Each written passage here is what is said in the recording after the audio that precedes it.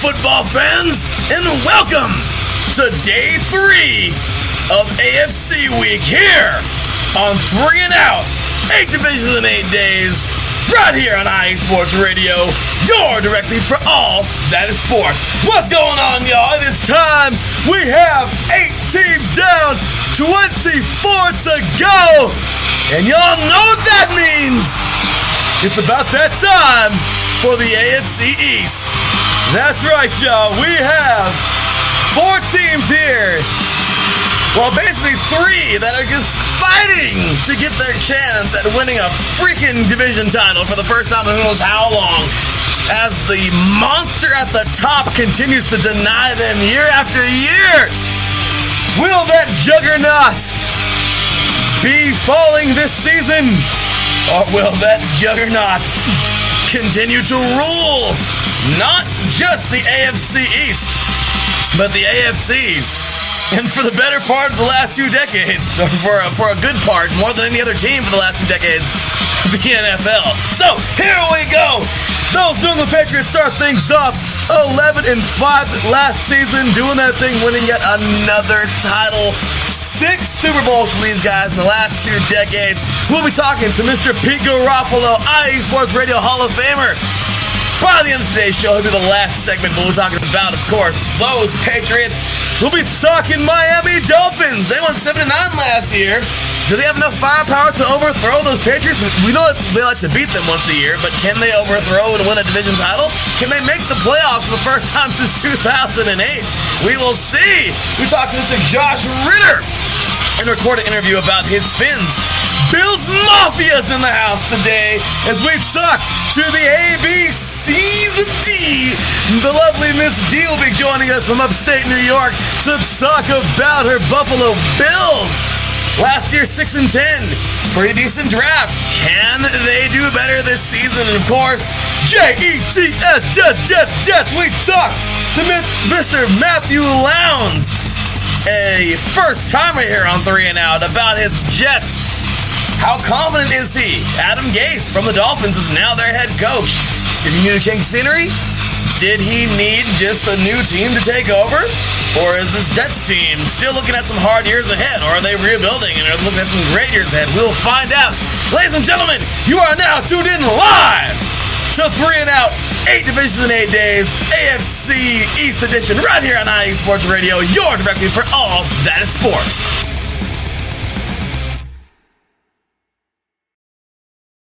Welcome, football fans. Well, here we go. Yet another episode of 3 and Out right here on IE Sports Radio, your directly for all that is sports. My gosh, this has been a great week so far. We got 8 teams down, y'all. We got the AFC North on Monday and the AFC West on Tuesday. And here we go today with the AFC East, halfway through now, and we will continue on tomorrow with the AFC South, conclude AFC Week, and then next week we're on to NFC Week, and then starting August 7th, and just 2 weeks from today, we are on to the regular schedule, Wednesdays, 3 p.m. Pacific Time, 6 p.m. Eastern Time. Awesome show. 3 hours of football. To start things off, we're going to have some preseason talk all throughout the preseason. It's going to be pretty neat how we're going to do it, bringing different teams and whatnot. But then, of course, the regular season begins. That's a new format. We have a really neat little format I kind of just thought of off the top of my head right now. But it worked. So, big shout out, as I always say, to the man above. Without him, nothing is possible, y'all. Our Lord and Savior, Jesus Christ. That's right. And, of course, big shout out to you, the listeners out there tuning in every week. We couldn't appreciate y'all enough. Y'all make us go here. We'd be crap without you guys here at IE Sports Radio. So thank you so much, ladies and gentlemen, for tuning in each and every week. And this is just a special 2 weeks. I love doing this. 6th year of doing 8 divisions in 8 days. Actually, I think it started the very next year, so 5th year. But 6th season of 3 and Out kicking off here. And, of course, the 100th season of the NFL. So awesome thing we got going here. And definitely got to love to deliver all of this football to you, the true diehard fans, as it goes, y'all, as deemed by Mr. John Felipe. Proud member of the iSports Radio family. He'll be joining us in 2 weeks. Proud member of the 3 and Out family here, and also the brothers Blue on YouTube. Catch him and his brother, as I always say, if you don't follow them on YouTube, then shame on you. But always delivering great content for you Panthers fans out there. We'll be talking to him on NFC South Day, actually the day of the Hall of Fame game, which is next Thursday, when the preseason is officially underway. But right now, training camp is getting underway. I believe a few teams are actually already in session. I'll get to that in a little bit. We'll put that out there. I'll announce it if I find it. But yeah, training camp is getting underway this week, y'all, for many, many, many teams. I think everybody at some point this week is getting ready for training camp. And hey, these teams also right here in the AFC East getting ready to get started. The Pats, once again, an extremely storied franchise. Can this team continue to be that juggernaut team? How long? And you will hear plenty of that from Mr. Matt Lowndes as well as Mr. Josh Ritter, talking about, the Giants at the top. Who's going to knock them off, pretty much. They all give props to the Patriots. Miss D will be talking to her live, of course, my recorded interview with Mr. Josh Ritter and Mr. Matt Lowndes about the Dolphins and Jets. But Miss D will be joining us about halfway through the show to talk about her Bills. I'm pretty sure she's going to give the same credit. They don't have to like them, but hey, at the end of the day, you got to respect them. They are a dynasty. They got, in my opinion, the greatest quarterback of all time, Tom Brady, and the greatest coach of all time, Bill Belichick. Those are my opinions. But you can say what you will, but the Super Bowls, the Lombardis speak for themselves. And the records, and yeah, just awesome stuff there from the Patriots. I'm a Raider fan, so I think all of you know, Tuck Rule, I don't have necessarily the best, I'm not necessarily the biggest fan of the Pats either, but hey, once again, you give credit where credit's due, right? So certainly one of the best teams in the NFL, and they are absolutely a dynasty. So as I mentioned later on, Mr. Pete Garofalo, iSports Radio Hall of Famer, will be joining us later on today for the final segment of the day, when Mr. Mike Pat will be joining us as well. He'll be joining us about halfway through the show when Miss D jumps on with us, and then Mr. Pete Garofalo. Then you will hear myself and Mike Pat, the chief editor of the iSports Radio blog, as well as proud member of the iSports Radio family. I'm proud member of the proud member of the 3 and Out team here on iSports Radio. We'll be talking, giving our recaps, giving our thoughts about the AFC East this season, and all that good stuff. So anyway, y'all, sit back and enjoy another episode here. We are rocking and rolling, just getting things started. So let's get to it, y'all. Right here, without further ado, let's start things off with the Jets. You're going to hear me say the first one up for the Jets, which he is the first one up, but it's kind of hilarious because it's the first one up for the Jets, but not for Josh Ritter. So in the second interview, you're going to hear me blip a little bit and mess up and be like, oh yeah, you're the first one up, Josh, because I forgot that I recorded the week before with Matt Lowndes, and it's not like not like it wasn't important or anything, but I'm just saying I totally kind of get spaced, and I was like, great. So you're going to hear me say this is the first interview of the day twice in both interviews. Yeah, good one, Larry B. But regardless, enjoy both interviews, y'all. So coming up first, we have first timer, as I mentioned, first timer on the show here on 3 and Out, and happy to have him here, Mr. Matthew Lowndes. He is an MLB broadcast associate, so glad to have him here, Penn State alum. So we're going to go ahead and jump to a quick commercial, and when we get back, we will be talking, you hear my exclusive interview from last week with Mr. Matthew Lowndes about his New York Jets. Once again, you are listening to 3 and Out, 8 divisions in 8 days, AFC East edition, right here on AFC Week on IE Sports Radio, your direct feed for all that is sports. We'll be right back after this.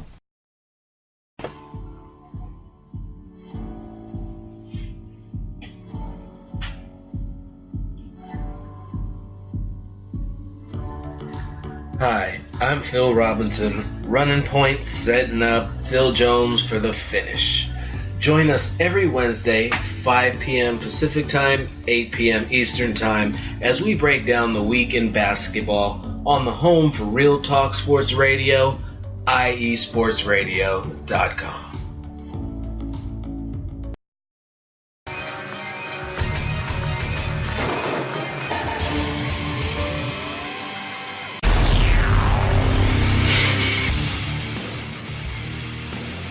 Wrestling fans in the podcast world, you are in the right place. to listen to the right show, the premier show in the professional wrestling podcasting world. This is Ring Rambling Radio, and you're listening to one of the co-hosts. I am Martin Sandoval, a.k.a. the SoCal Saint, along with my two co-hosts, the lovely Felicia and my boy Matt.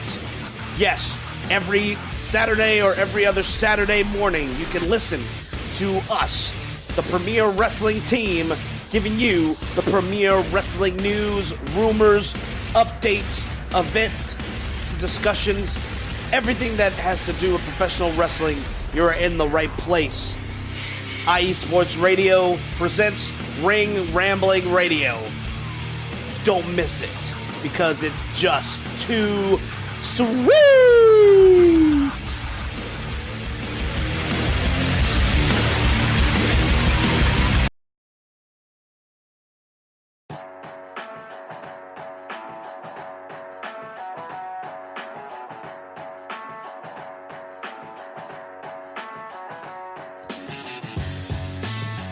Two Wheels Wednesday is the place to come for all your motorcycle sports news every Wednesday on IE Sports Radio with myself, Matt White. All the latest news, rumours, race reviews and previews from World and British Superbikes and the big one, MotoGP.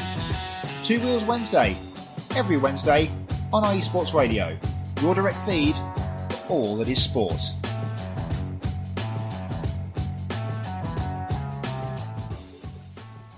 Welcome back, football fans. Well, I hope you're ready for an action-packed day of AFC East football. Starting us off here today, as I mentioned in the introduction, we have ourselves quite the opener here, as we have an associate of MLB Network on the line here today. Super excited to have him here. It's his first time on IE Sports Radio. First time here on 3 and Out. Really happy to have him here today to talk some Jets football, the team that he loves, and a team who, I mean, just like me being a Raider fan, sometimes they're kind of hard to love, but what do you say? They're your team no matter what. So, with that said, ladies and gentlemen, once again, welcoming broadcast associate for the MLB Network, Penn State alum. Super awesome to have him on the show here. Ladies and gentlemen, welcoming the one and the only, Mr. Matthew Lowndes. What's going on, Matt? How you doing today, man? Yeah, very excited. You know, football season is only a few weeks away, especially because that's football first, then NFL. But, man, it is great to talk some NFL football in July, especially the New York Jets.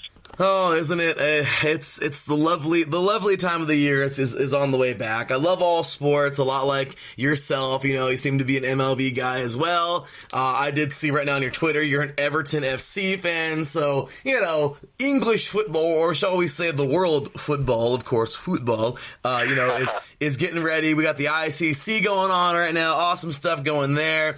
We've got all kinds of stuff, you know, the cups in the summertime. I mean, always great stuff with sports, but man, it's just a special time when August hits, or shall we say late July this week, and training camp starts up, and the guys get out there on that field. The preseason, the NFL preseason starts. I mean, there's just nothing like the autumn in sports.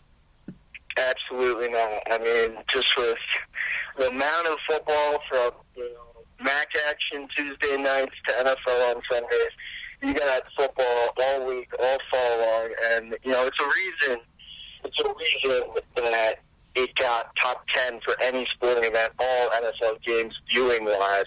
People love football. Absolutely, and football is amazing. I love it. You love it. It's our thing. I mean, I'm currently playing still. I love this game. Played in high school, played in college. Now I'm playing semi-pro. I mean, I love this. I love this game. It's such a great game. And you know what? Hey, it's just that time of year where we throw the pads back on and get ready for another season. So with that said, all right, once again, ladies and gentlemen, if you are just tuning in, we are live with, well, actually it's a recorded interview, so let me go ahead and cut the live thing out. This was actually recorded back on Sunday, this past Sunday, July 21st, so a couple days ago, but this is starting off the show, starting off AFC East Day, right here on 3 and Out, 8 divisions in 8 days. 2 divisions are in the books, y'all. That's right. We officially have 8 teams down, so we have 24 teams to go as of today, and as of right now, well, we're getting ready to chomp it down to 23 as we get ready to talk some Jets football. By the end of the show today, we will be at 20 to go with the AFC, with the AFC South finishing it up here, and then next week on to NFC week. But as of right now, let's go ahead and get through the New York Jets. Jets, Jets. Let's do this, y'all. Gang Green's in the house tonight. Mr. Matthew Lowndes. I'm really excited to have him here on the show. So first things first, man, let's go ahead and jump on into you as a Jets fan. Go ahead and I always like to start these off with you and how you became such a diehard Jets fan. What's your journey with the team? Kind of sum it all up for us, man. How did you become such a diehard Jets fan? Yeah, I mean, damn, it seems like it's been years and years and years. But, for me, my grandfather taught me everything I know about sports. Big Yankees fan. I mean, he was in the stands when Lou Gehrig gave his final address on July 4th in the 1930s. And he grew up, my mom grew up in Queens, and they became Jet fans when the Jets moved over, and they became an organization. And, for me, you look back, the earliest memory I have is the Jets playoff runs in the early 2000s, specifically when they beat the Colts up. And they tried to make a run, but they didn't go that far. And then, for me, I was sick the weekend of the 2006 NFL draft, and that is when I truly fell in love with this sport. I watched the entire draft. Jets got Ferguson, and traded up end of the first round to get greatest center in franchise history. Well, there's 2 great centers with Kevin Malai too, but Nick Mangold, and I really just fell in love with the team as the years went on. I'm a big Eric Mangini guy. I feel like he got blacklisted from the league because of Belichick, but that's a whole other conversation. And then obviously the Rex Ryan years really gave me love for the New York Jets, and I've just been bleeding green ever since. That is incredible, man. You just brought up, Hall of Famer, okay, Mr. Nick Mangold, one of the greatest centers to ever play the game, in my opinion. I mean, somebody who is just an incredible player. I mean, awesome journey there with your team. Super cool going back to the family roots. Usually you're going to get the family roots. You're going to get those. So, super awesome. Gotta love it, man. And, hey, man, just to throw this out there, you wouldn't happen to know Fireman Ed, would you? No, I've never met Fireman Ed, but man, I've only heard good things. I mean, obviously he had a bit of a fractured relationship at one point or another, but that was more so on fans than it was the organization he was in. He's a great guy, and, growing up as a little kid, just watching them zoom in on Fireman Ed do the chant at the stadium, it was just exhilarating, and it was one of the reasons I fell in love with the New York Jets. No doubt Fireman Ed is a big part of that. That's awesome, man. Well, let's go ahead and jump on into last season, because this is just, last season, the woes continue, because I can say the same exact thing for my Raiders. This is an absolute debacle. But when it comes to the Jets last year, man, it was anything but good. I mean, you guys were 4-12 yet again. Like I said, it's very familiar territory for my Raiders and other teams out there who just can't seem to get it together. And you guys find yourself in the basement of the AFC East once again. So, the Pats, of course, get it done, 11-5 year, and wouldn't you know it, they go on to win it again. My friends and I in high school had this ongoing joke. Remember, somebody had said it and we just kept on going, but like, how sucky would it be to be in the AFC East if you're not the Patriots? Like, alright guys, who's gonna get second place this year? Like, it kind of sucks. But, hey, dynasty is what it is. I know you'll have something to say about that, but Dolphins finish at 7-9, Bills 6-10, and the Jets at 4-12. Just not the year you guys wanted yet again. Last season, courtesy of NFL.com, Actually, I just Googled the standings right there, so thank you, Google. Google Magic, y'all. But, of course, right here on NFL.com, has through Google, looked here at the season. You guys start off, and I remember this, like, yesterday. Okay, I was actually driving out to go walk. It was a double Monday Night Football, okay? You guys taking on the Detroit Lions, and my Raiders were actually taking on the Rams that night in the doubleheader for Monday Night Football in week one. And I remember, cruising on out to L.A., to go watch, the game with my friend, and it was funny because we, I'll never forget it. I forgot there was a pick six. I think I don't know. I mean, wasn't it like the first play of the game? First pass of Sam Darnold's career. The first play. Pick six. That's right. Sam Darnold's career. That's what it was. Sam Darnold. And me should have known that I am a diehard SC guy, of course. So I'm a big supporter of Sam Darnold and all of the USC quarterbacks. I don't know how I don't know what your reaction is going to be on that right now, of course. Mark Sanchez being, another product of USC having, I honestly don't think it was all that bad. I mean, just two years, him and Rex took the Jets to the freaking... The extension was bad. Giving him the extension a year early was bad, but I think overall, that obviously made sense to go grab Mark Sanchez where they did. They had to trade up, and obviously they went on that 2-year run that maybe with a better GM could have been a 3 or 4 year run. Absolutely. So, I mean, it was playoffs. It was AFC Championship back-to-back years, wasn't it? Yes. So, I mean, you guys get all the way there. I mean, Gang Green is absolutely on it. And ever since then, it just haven't been the same. But you guys start the season off with a bang. I mean, you absolutely obliterate the Lions. Here I am, of course, a big Matt Patricia fan. Great coach, and he goes over there. You guys absolutely just eat him alive. And, that first play was tough, but man, did you guys turn it around. Huge victory, 48-17, once again, courtesy of the NFL.com, where I get my sources from. Then you go on a 3-game skid. Then you win 2. Yay, you beat a Broncos team who's like, all right, well... they were suspect. But then you go on and beat a really, a decent Colts team who won a pretty good amount of games last year. Then you have another 4-game skid, then a bye week, then a 2-game skid. Then one more win. You guys happen to get one over the Bills, 27-23 on the road. And after that, a 3-game skid, concluding with just a complete beatdown from the Patriots, 38-3, where I think you guys were just completely mentally zoned out, checked out by that time. But with that said, man, we recapped the season that I'm pretty sure you didn't want to have to relive, so I'm sorry. My apologies for that. But with that said, Mr. Matt, tell us, man, your thoughts on last year. Any high points you could think about? I'm sure, unfortunately, there was, some lows in there, too. But as for my Raiders, is once again me being a Raider fan. But with that, man, what do you feel, and what are your thoughts on last season as a whole? So, as a whole, it was pretty you can't take too much away from the team as a whole.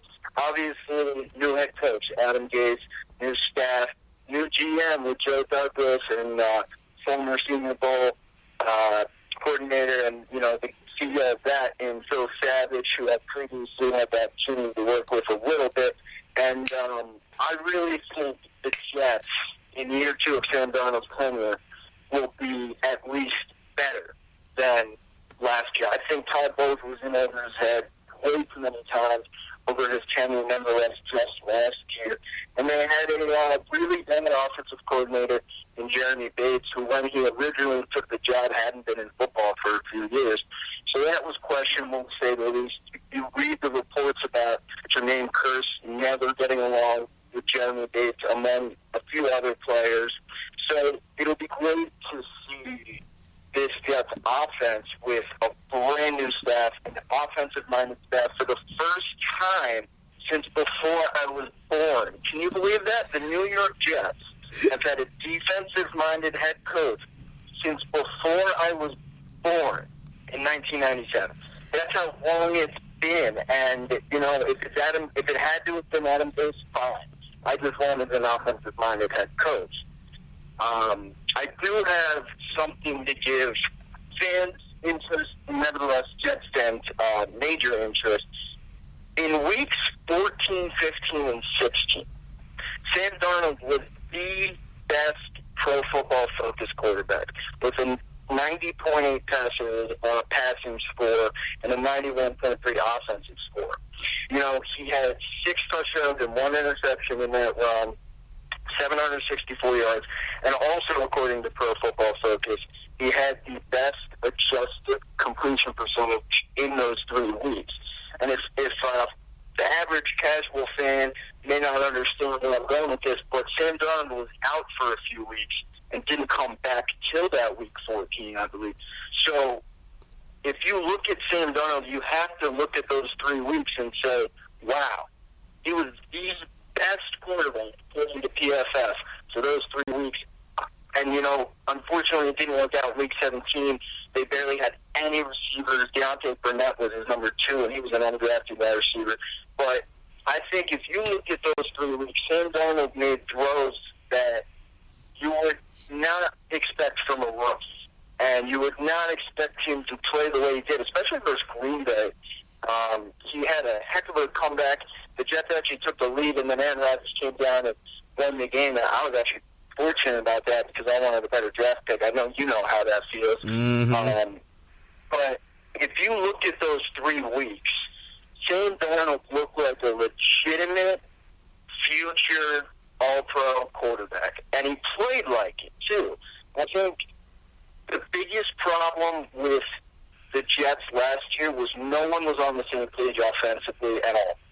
Whether Josh McCown was the quarterback or Sam Darnold, the offensive line was questionable to say the least, especially veteran Brian Winters, who needs to have a comeback season. But they added Kelechi Osemele, your former guy, and there's a big question at the center position that we can get into a little later. But as far as last season goes, you did see good things defensively out of Avery Williamson, Jamal Adams, who is obviously one of the best safeties in the league already. And then you even saw great things out of Henry Anderson, a guy former GM Mike McCagnon got in the 2018 draft via trade. And then Brandon Copeland. Both guys had 6+ sacks, which is more than top 5 pick in Leonard Williams, who needs to get to the quarterback more this season. Absolutely. Once again, as a USC guy, you guys just have this thing about drafting USC players, which is awesome. But, I mean, Williams does absolutely need to get his butt to the dang quarterback more this year because, I mean, come on, man. You were great at USC. I know it's a different level at college, but come on, man. I just feel like he's much better than that. So, absolutely. But thank you, Mr. Matthew. But way to make me feel old. You're talking about born in 97. I was in 89. So thank you so much, Matt. Thank you. You and every bouncer I've been going to bars here, they're all like, damn, you're 22? That's ridiculous. Yeah, it's crazy because I remember being 22 and now I'm 30. So, but it's all good, man. So, with that, great, it's all good, man. Enjoy it, brother. Enjoy it, man. You're doing your thing, graduating college, you're doing your thing, man. You freaking earned it. But let's get over to free agency because we kind of transitioned into that right now. We're kind of going into, I feel like we can really jump in. I was going to go draft first, but this is good because we're going right into free agency. And my gosh, I mean, the elephant is in the room, man. Can we just address it? Le'Veon Bell, former running back of the Pittsburgh Steelers, is now a Jet. Incredible. I'm looking at the article right here, right now. I mean, we're looking at a 4-year deal, $52.5 million contract. This guy, $35.5 million in total guarantees. This guy right here is as advertised. He is somebody, I mean, he sat last year. That is always some major concerns, even from myself, not trying to be a naysayer, but is what it is. You know that, I know that, it is what it is. But regardless, if this guy comes back as, who he was for the Steelers, the guy who has, I mean, it's incredible to think how much he's like kind of revolutionized the running back position because I've never seen it, of course, in my years of watching football. Not that I've been watching it forever. I mean, only was watching the turn of the century, kind of getting a little bit older into like middle school. But when it comes down to it, man, with what the broadcasters all have said about him millions of times is it's incredible. This guy no other running back. I don't think I've ever seen it.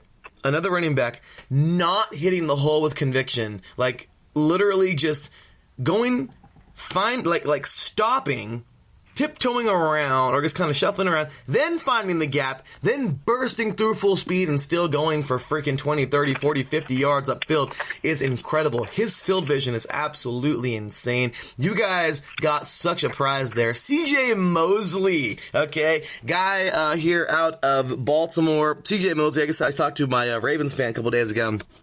And incredible to think, I mean, you know, this guy was such a big departure for Baltimore, but what a big gain for New York. What a big presence he will be on that, you know, in that linebacker core. Then you guys go ahead and grab Trevor Siemian, who, you know, actually wasn't too bad for the Broncos. You know, me as a Raider fan, knowing Siemian and the Broncos pretty well. Not too shabby. Decent pickup there. Also, Chandler Catanzaro, you know, hey, you guys re-signed this guy. Pretty good kicker. I mean, you know, I remember him being in Arizona.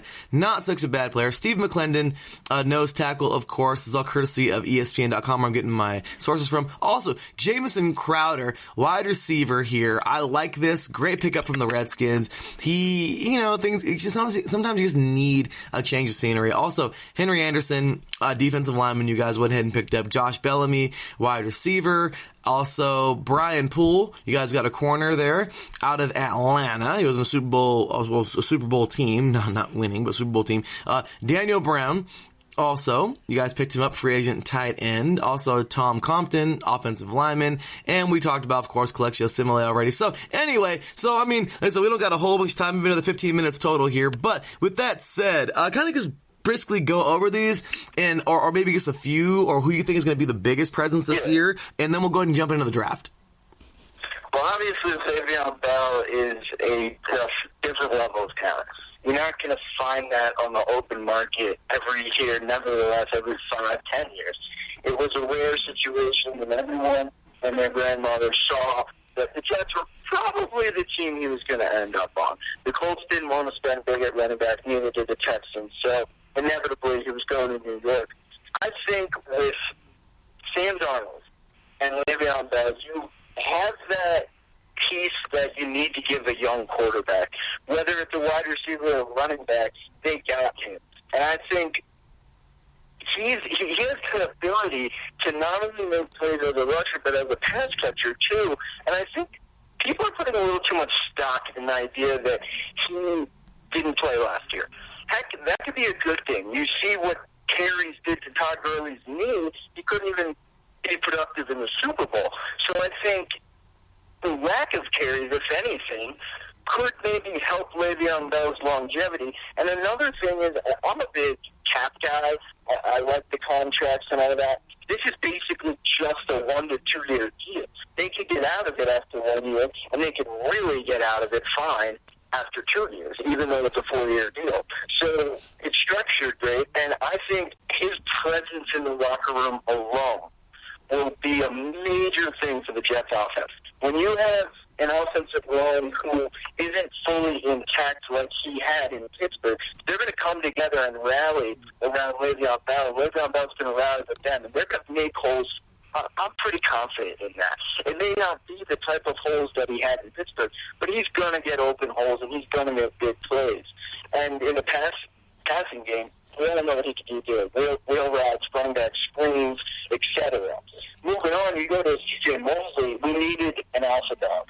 Avery Williamson is great. Darren got traded to the Chiefs once we got CJ Mosley. And yes, it's weird that 2019 NFL franchise is spending an absurd amount of money on running back and a linebacker. But the Jets' front seven defensively is now pretty legit, albeit lacking a major edge rusher, although, as we'll get into later, they added Ja'Kai Polite. But you look at the Jets' front seven now defensively, Leonard Williams is going to be able to get to the quarterback because of their draft pick in Quinn Williams and Ja'Kai Polite, and because of the hopeful improvement in Henry Anderson and Brandon Copeland. And then you mentioned re-signing Steve McClendon. I'm a big McClendon guy because he's still at his late age a top 5 run stopper up the middle. You're not going to be able to run the ball on the Jets up the middle with Quinn Williams and Steve McClendon. You're just not. And one of the greatest things about the New York Jets this season is new defensive coordinator, one of the most aggressive guys in the NFL history, Greg Williams.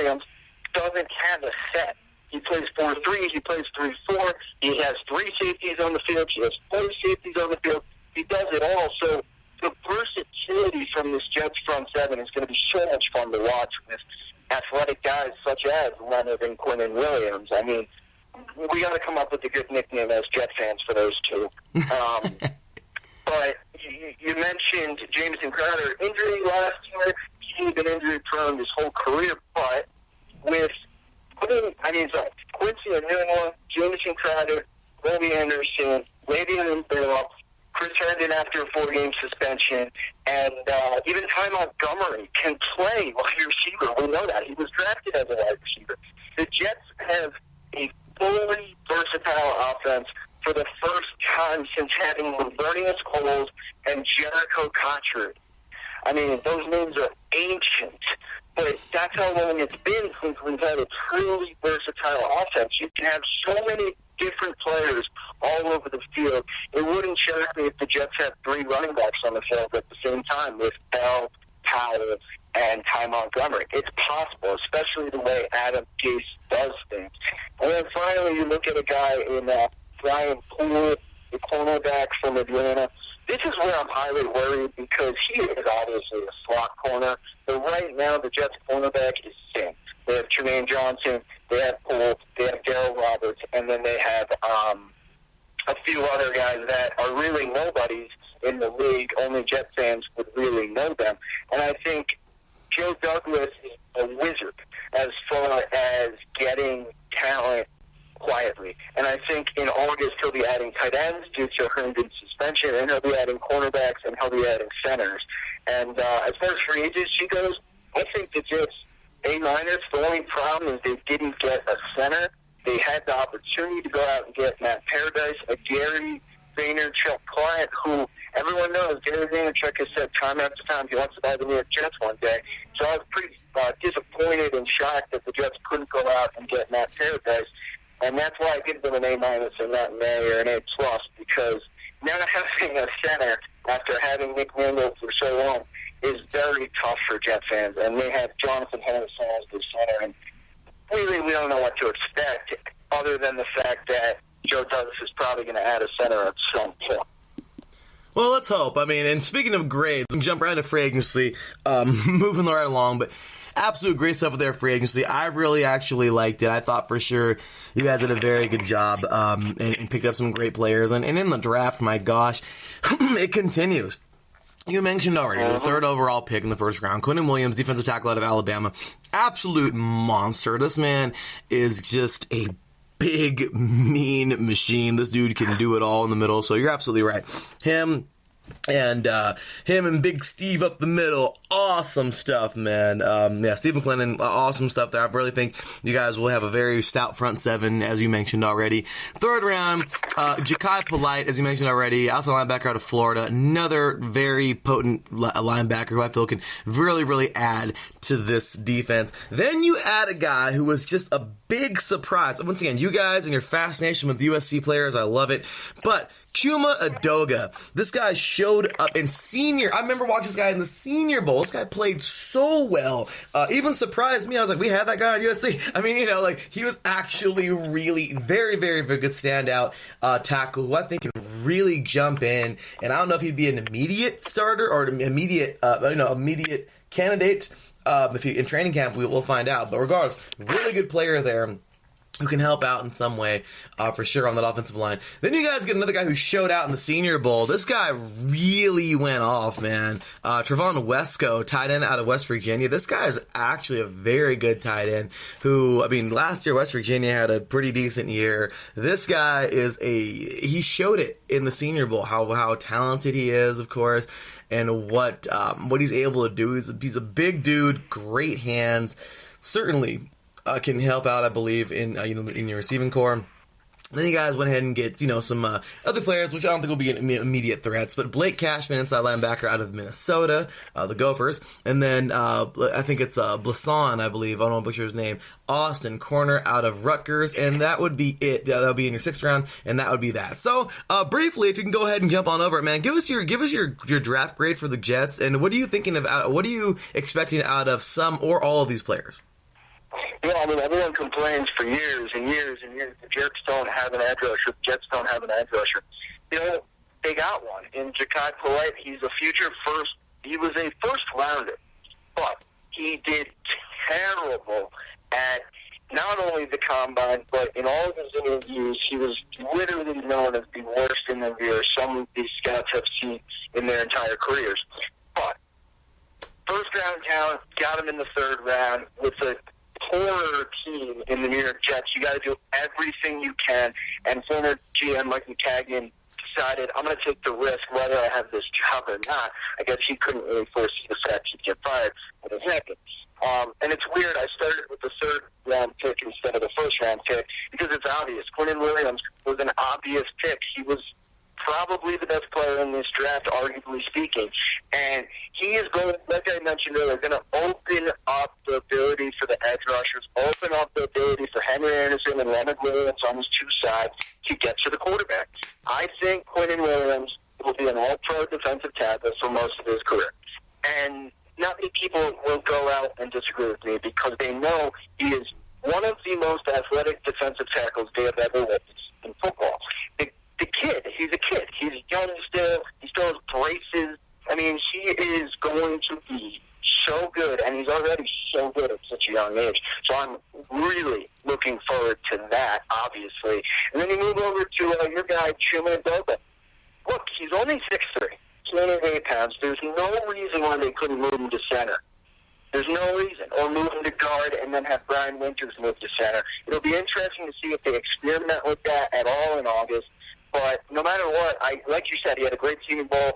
And one thing I love about Mike McCagnon is he said, you know what, I'm going to draft Darnold, and then I'm going to try to add as many USC guys as possible. We saw the Colts do that when they drafted Luck's tight end the same year they drafted Luck. And it worked out in the short term, and I think it's nice to surround a West Coast guy with former teammates when you got to move across the country. He's not, not even 22 yet. He turns 22 in August. So it's nice to have teammates in Deontay Burnett, undrafted wide receiver, and Chuma Edoga. I think it helps. I really do, especially since Darnold played with him. I think that's a good pick for the future of the New York Jets as far as offensive line depth, if not starting. And then you move on to Trevin Wesco. Brian Baldinger, everyone knows him on Twitter, always doing his videos, super excited. He said Trevon Wesco was the ultimate Swiss Army knife in this draft. He was a one-year player, West Virginia, transferred from a D2 school. He can catch the ball, he can run the ball, he can play fullback, he can play tight end, he can block. He's a 6'6" or 6'7" giant, and I think Adam Gase really has a special weapon here. May not see anything or see anything away from him year one, but like I said, he only played 1 year of D1 football, albeit at West Virginia, very interesting offense. So I think down the line, Trevin Wesco can really have an impact, if not an immediate impact, because of Chris Herndon's 4-game suspension. And then you mentioned Blake Cashman. I'm really, really, really big on him. It was one of my favorite picks of New York Jets draft history, albeit it's a fifth rounder. But yes, he has 2 total labels, but this guy, go ask his friends. He's a tackling machine. Ohio State couldn't stop him. Michigan couldn't stop him. The guy gets to the ball carrier. He runs across the field. He's going to make an impact as a special teammate year one, if not get on the field. I mean, I mentioned it earlier, Greg Williams has players all over the field all game long. He likes to turn the ball over. He likes to have depth to get guys in to not kill them all game long. Blake Cashman will get minutes. He's a tackling machine. He'll show up on special teams at least year one. I don't have much nice things to say about Blessing Austin, but again, I mentioned earlier, the Jets have very little cornerback depth. So if he can make an impact, he's going to make this roster. Simple as that. I like it. Well, you know what? This has been awesome. I love the in-depth you give, man. You are tried and true, diehard. Okay, Jets fam, I love every bit of it. Now, before we go and move on to the next one real fast, man, I want a grade. What do you think? I think I might have given you guys maybe a B-ish around there. I forgot what my grade was for you guys, but go ahead and give your draft a grade, man. What do you think? I'm going to say B+, mostly because Quinton Williams is good enough to the point where every single other draftee could not be on the roster in 4 years, and this team's plans could still be looked as good because of Quinton Williams. That's how talented he is. But, I said everything about the Jets draftees. I don't think that's going to happen where none of these guys are on the roster. I think they did a really good job in positions where they needed. I don't love the Lesko and Austin pick, but I understand why they did it. Mac understood that Herndon's going to have a suspension and all, albeit, but I really do think this was a good draft class. Some people are down on them, but I think it was a good one. You and me both. I think it was actually a pretty good draft for you guys, and building for the future, I like it. So, with that said, we're almost here to the end. Last couple of minutes here of the interview, but once again, ladies and gentlemen, Mr. Matthew Lowndes, broadcast associate of MLB Network, and of course, diehard Jets fan, Penn State alumni. This guy's amazing, man. Great dude. Awesome stuff, man. I'm telling you, I love the in-depth, great stuff here. And we're gonna go ahead and get to the last segment of this. I guess because it's the last segment of the segment. That's interesting. But this is a fun one, man. We did it last year and it worked out. I think we've been doing it the last couple of years. It's just so hard because 8 divisions in 8 days is like a blur every year because we just get through so many teams. But I think last year we did something like this, but this year I think I have a name for it, and it's going to be fun. But this is sometimes this one can go harsh. It could be not harsh. It could be anything. So this is your chance, man. You on air right now on IE Sports Radio, okay, can stick it to them. What is this? Well, it's a fun little segment we do at the end of 8 divisions in 8 days for every one of the teams, and it's your chance to stick it to them, all right? I know there's a lot of respect involved, which is great, but the AFC East, man, what do you think? Give us your realistic look at what the AFC East is going to look like this year. Say whatever you will about the other 3 teams, just try and be, respectful and polite if you can. If not, well, then give it to them, man. Stick it to them, all right? And, of course, end it or begin it wherever you'd like, or whatever order you think the Jets are going to be. Give us your thoughts, your predictions on the Jets this year, what you think they're going to do, a possible final record around there. I understand if you're superstitious. I've been told that before, that you don't want to answer it. But, hey, man, last few minutes of the segment, stick it to them. Yeah, this division is something else, man. Like you said, Patriots. It's been like that my whole life, even when Tom Brady goes down to the torn ACL, they find a way. So I personally think it's pretty obvious. Patriots will win this division. 11-5 is the record I'm going to give them. Their wide receivers aren't as good. Obviously, they're Brown. Older wide receiver group. They're relying a lot on a rookie in N'Keal Harry. But they got Tom Brady, so that's obvious and evident. On the other side of things, you may have the Super Bowl winner and the first pick in the draft in the Miami Dolphins. A pathetic roster from top to bottom, albeit with an incredible young coach. I just don't see them putting the pieces together this year to get more than 3 wins. They have a year 2 quarterback who flipped teams from Arizona to now Miami and Josh Rosen. I just don't see how a team can be good with all that mess. So, again, I think the Dolphins 3 wins at most. It sounds crazy, but I really think that's where they're headed, 3-13. The Bills and the Jets are 50-50, man. It could go either way. It could literally come down to their 2 head-to-head appearances. I think the Jets, realistically, because of the talent they added, because I think Sam Darnold's a better quarterback than Josh Allen, I think the Jets finish 9-7, and the Bills finish anywhere from 7-9 to 8-8. Obviously, the Jets could be in that 7-9, 8-8, and the Bills could be 9-7. Really interchangeable with those 2 teams. Whether who's second, who's third, neither team would get in the wild card spot, so it doesn't really matter. Look, with the Jets, they could be 6-10 at worst. They could be 9-7 at best, 10-6 if you're really, really overdoing it. But it all comes down to offensive line in this league, and the Jets aren't there yet. They don't have the depth at cornerback, and they're still a young team. Donald's only year 2. It'll be interesting to see what they do with Adam Gase and Le'Veon Bell on the offense. But how much can you really expect in year 1 under a new head coach, new GM, a second-year quarterback with a new head coach, etc.? I think 9-7 is pretty good. It's all in years of playing 12 and top 5 draft. Hey, man, where's my applause button?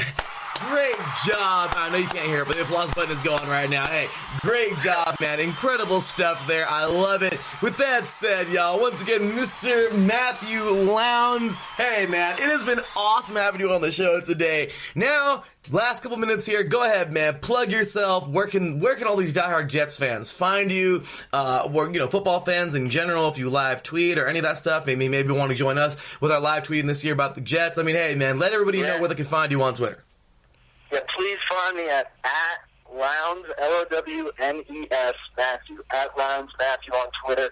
I'm talking football, I'm talking baseball, soccer, basketball, hockey. I'm talking it all 24/7. That app has like the stupidest percentage on my phone of usage. I'm on Twitter all the time. Follow me during football season. I'm a great follower, especially for college football and NFL. I'm talking not only the Jets. I'm not one of those guys that just follows one team. I'm following the entire league. I'm following all of college football. Football season is the best season for a reason. And, give me a follow. Ask me anything you want, whenever you want, at Lowndes Matthew. Hey, man, well, looking forward to that. Anything else, man? Any other publications you may do or anything like that you want to throw out there, man? Now's the time. I just want to say that, thank you for letting me on. And my last piece of NFL news, I think it's quite a shame that Kelly Choate didn't get suspended. Very confused about the NFL's decision to do that. It'll be interesting. I've heard some rumors. Maybe the Chiefs trade him, so maybe you can mention that. Some teams being wide receivers down the line with this 8 divisions, especially teams like the Bills. Well, we shall see. So with that said, all right. Hey, man, it was great having you on here. As I always say, all thoughts, comments, opinions, everything are their own here at IA Sports Radio, including us here, the broadcasters, the podcasters, of course, and the guests. So, hey, we appreciate you so much, Mr. Matt. Thank you so much for your time today, man. Thank you so much for being on the show. Have a wonderful rest of your day, man. Wonderful week. And, hey, I can't wait to have you back on the show sometime this season, man. Yeah, I can't wait, man. It was a lot of fun. I really enjoyed doing this. It really was, man. So, all right, y'all. Well, with that said, we're on to the next segment. We got Dolphins up next with Mr. Josh Ritter. Ladies and gentlemen, that was Mr. Matthew Lowndes on IA Sports Radio talking about his Jets. I guess, as I mentioned, when we get back, Mr. Josh Ritter and his Dolphins gives a little bit of, insight on his Dolphins for this year and how he thinks they'll do, just like Matt you did right here with his Jets. So, with that said, you were listening to 3 and Out, 8 divisions in 8 days, AFC week. We're keeping it rolling here with the AFC East. Once again, you're listening to 3 and Out, 8 divisions in 8 days, right here on IA Sports Radio, your direct feed for all that is sports. We'll be right back after this. Hey, what's up, sports fans? You're looking for a different type of sports talk show, something you haven't heard before? You gotta check out the BS3 Sports Show every other Saturday on 2 Live Stews Radio, 1 p.m. Central Time, 2 p.m. Eastern. Sports talk at its finest. Always have great guests, playing some good hip-hop. You don't want to miss it. Make sure to tune in to the BS3 Sports Show every other Saturday at 1 p.m. Central Time, 2 p.m. Eastern. Drivers, start your engines.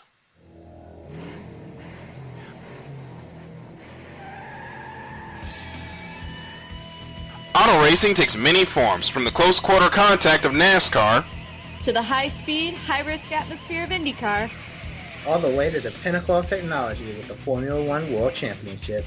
No matter if you prefer the high banks of Daytona, the concrete canyons of Long Beach, or the flowing curves of the Nürburgring, the international language of motorsports is simple. Go fast, run hard, and come home first. So join us, myself, Darrell Kinsey Jr., Lolita Camello, and Michael Ward, on a world tour of all the best motorsports has to offer on the Extra Mile, Thursdays at 7 p.m. Eastern, 4 p.m. Pacific, only on your home for all that is sports, IE Sports Radio.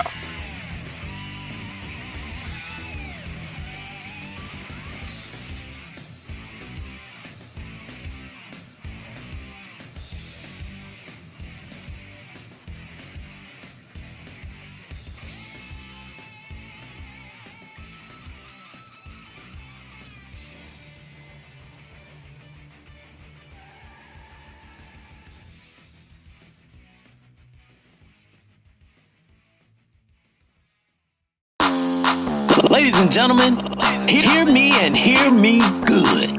If you like sports, then you like the Wait a Minute Show.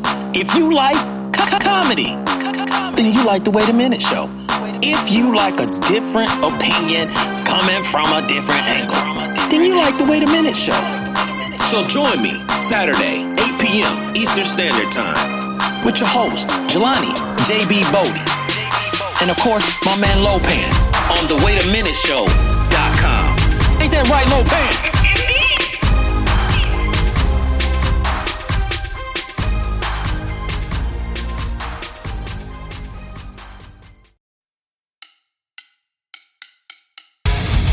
Good day, folks. Yours truly, Nico Green here, reminding you, tune in to the Neutral Zone Hockey Talk Radio Show, Tuesdays, 4 p.m. Pacific, 7 Eastern, proudly brought to you by IE Sports Radio. It's the Neutral Zone. All hockey, all the time. Take care. See you soon.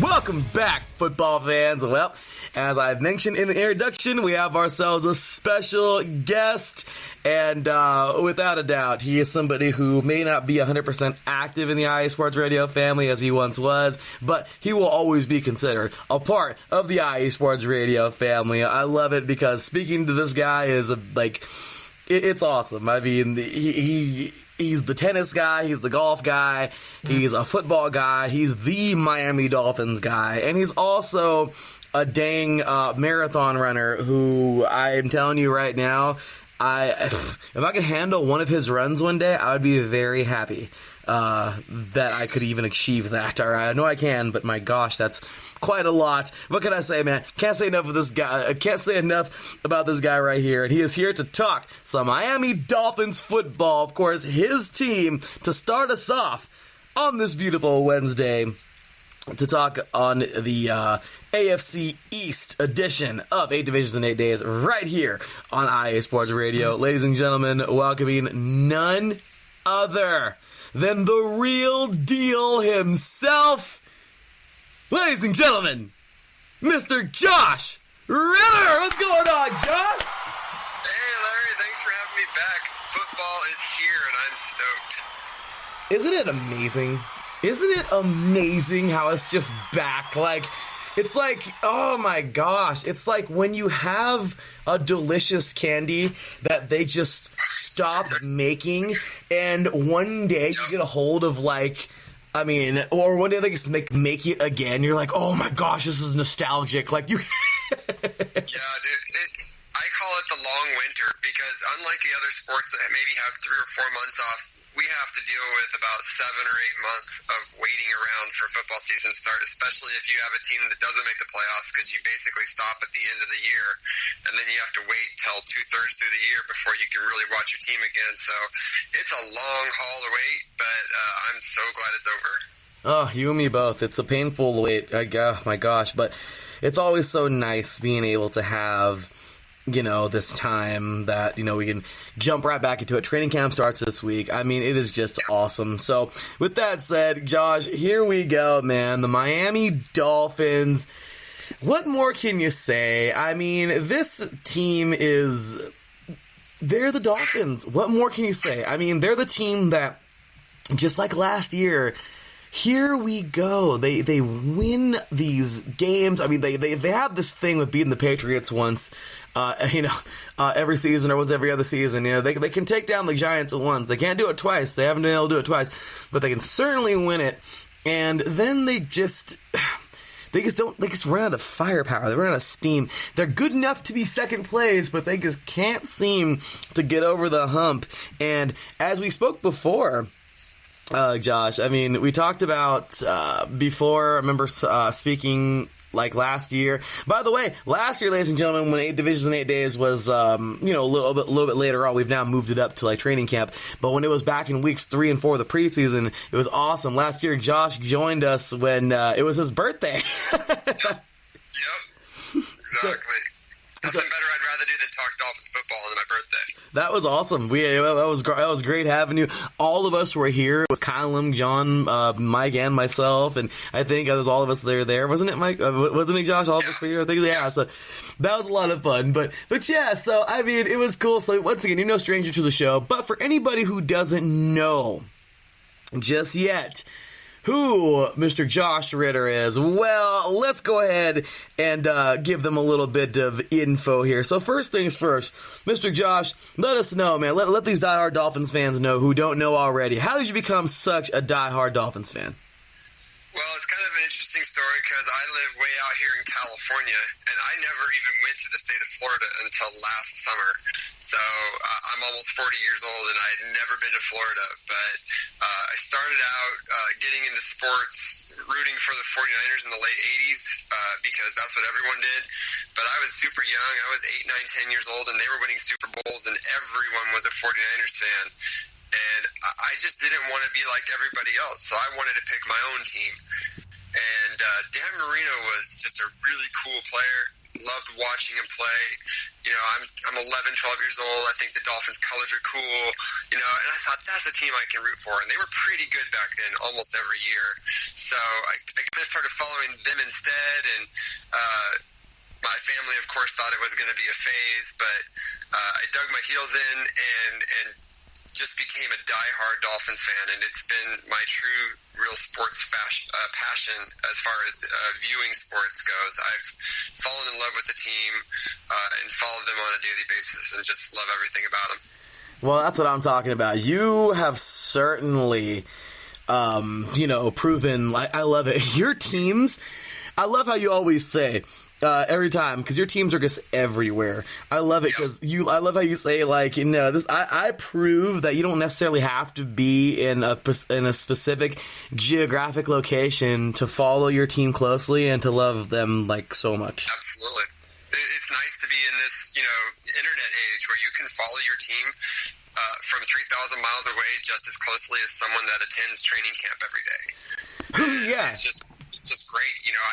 I get daily news from several different sources every day on the Dolphins, know pretty much what's going on at their team 365 of the year, and it's great. It can become a real habit and part of your life every day. It's nice. It really can. Excuse me.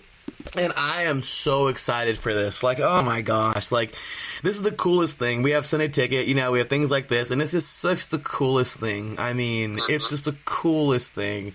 So, I love it, and I'm so... I just love the, you're right, technology nowadays and how we're able to watch, and that's how we're able to do like all this show and everything. I mean, if it wouldn't be for all that technology and everything, we wouldn't have very much news to go off of, all these different apps and all these different things. So, absolutely, Josh. So, alrighty, let's get to the nitty gritty, man. Let's go ahead and jump on into some Dolphins talk. This is the Dolphins segment right here, starting off AFC East Day here. So, you're first up, Josh. How you feel? It's going to be a very interesting year to be a Miami Dolphins football fan because pretty much everyone in the media is going to tell you that they're going to be either the worst team in the league or one of the 2 or 3 worst teams in the league. They hired a new coach. He's a young guy. He's from the New England Patriots, Brian Flores, and nobody really knows what's going to happen with that because the track record of people coming from the Patriots into head coaching positions is less than stellar. Let's just say that. So there's just not a lot of hype around this team. There's not a lot of household names. I think there's a lot more talent on the team than the national media will give you credit for, and I'm sure we'll go through that as we talk. Mm-hmm. But there's not a lot of hype around this team. In fact, there's a lot of negativity surrounding it from the media standpoint. So some of that's warranted.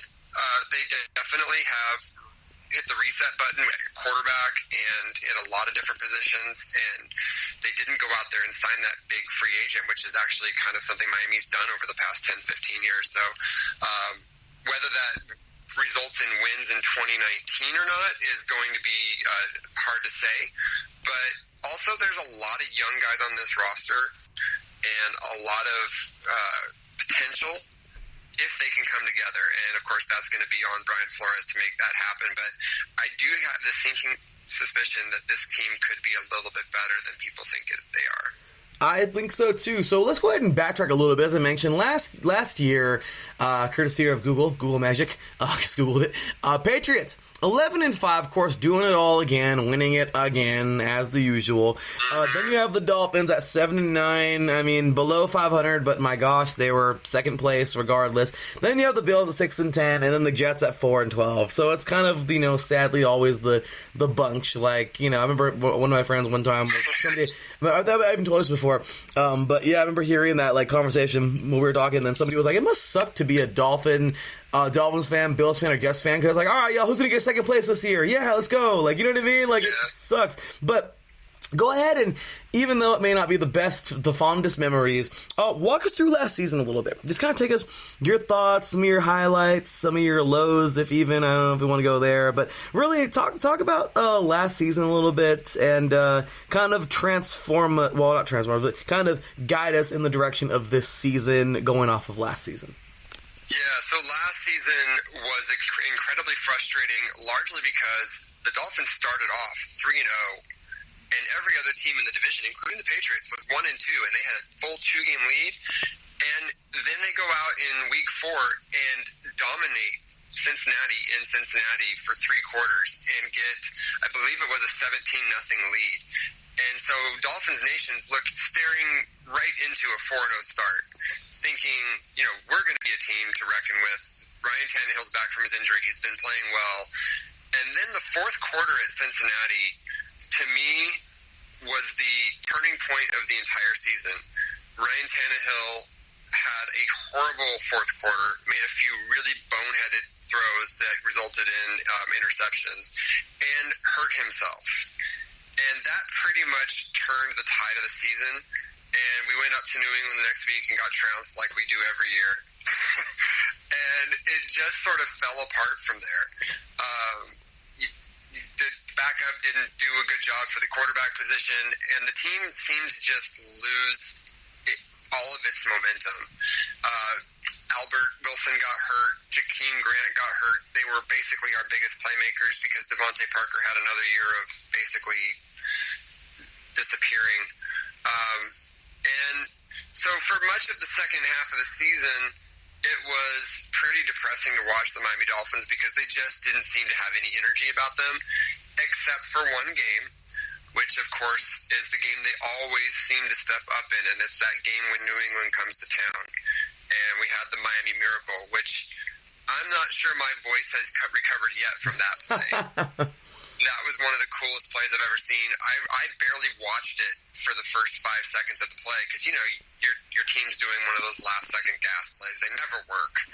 And all of a sudden, Kenyon Drake gets to about the 40-yard line, and you see him get a great crackback block, and all of a sudden he's got space. And watching him run past Gronk and having Gronk dive at his feet, we all say Gronk didn't have the angle. That's our big meme now. Gronk didn't have the angle.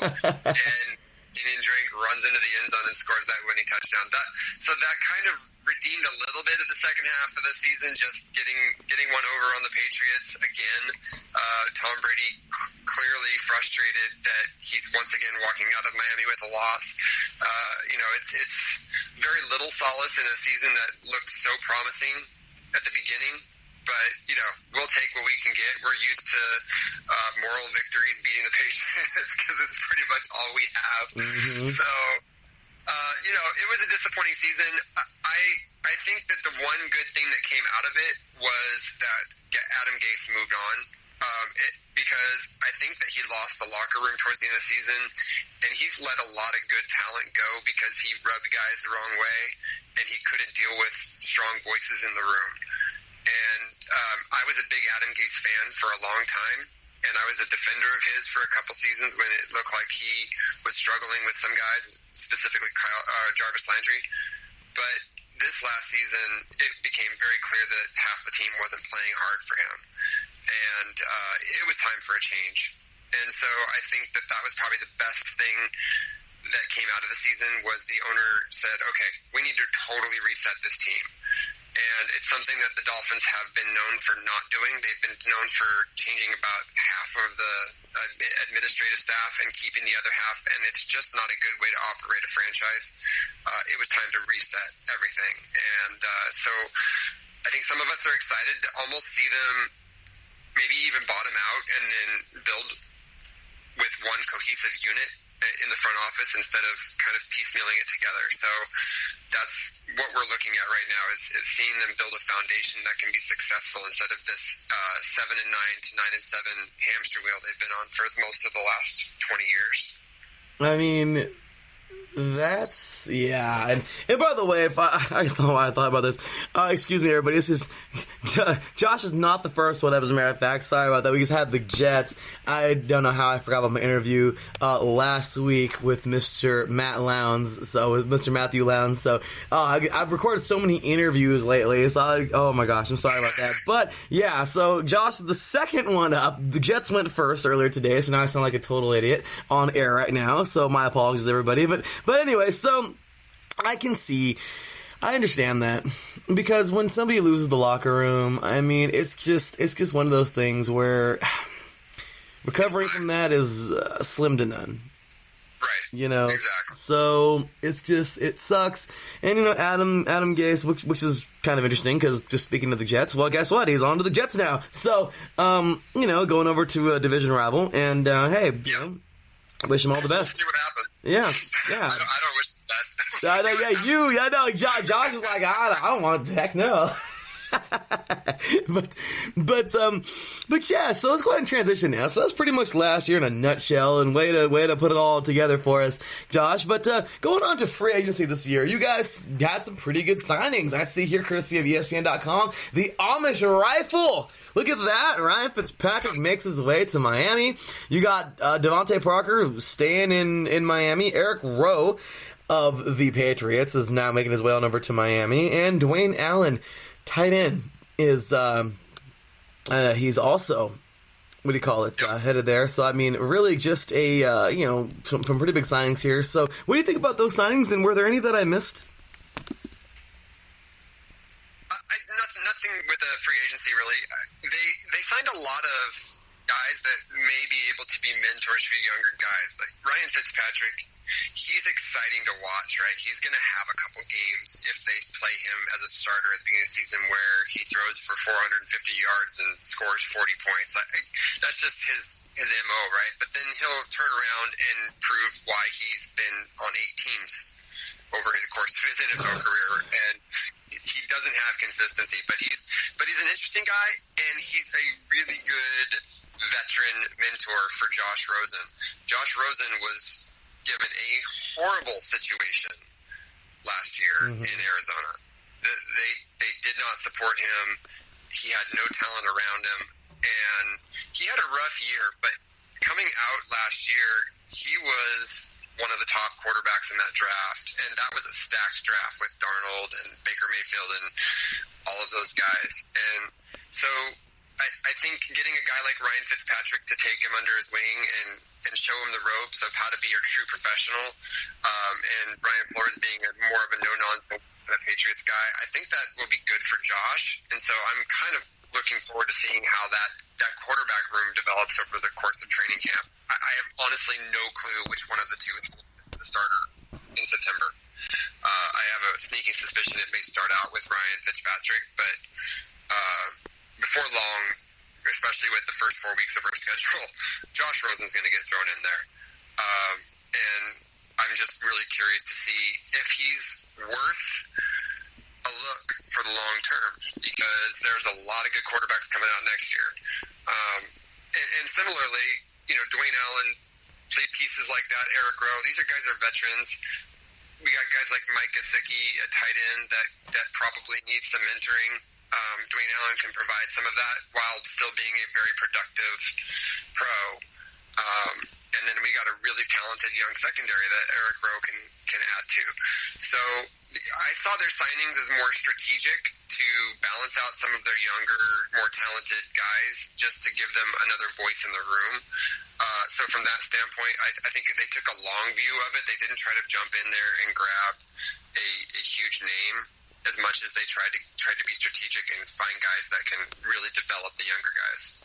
I like that a lot, especially like you said, Mike Gesicki, a guy that was drafted last year who jumped out of the stadium with his numbers and just a total freak of nature. Volleyball player, remember him? But certainly one of the, somebody who's I feel is going to go on and really make, be a Dolphin, maybe a Dolphin great one day. I don't want to get there too fast, but I mean, the guy is certainly a tough customer, and so when it comes down to it, this is a pretty good little free agency pickup. So this is courtesy here of MiamiDolphins.com, where I'm getting my sources from.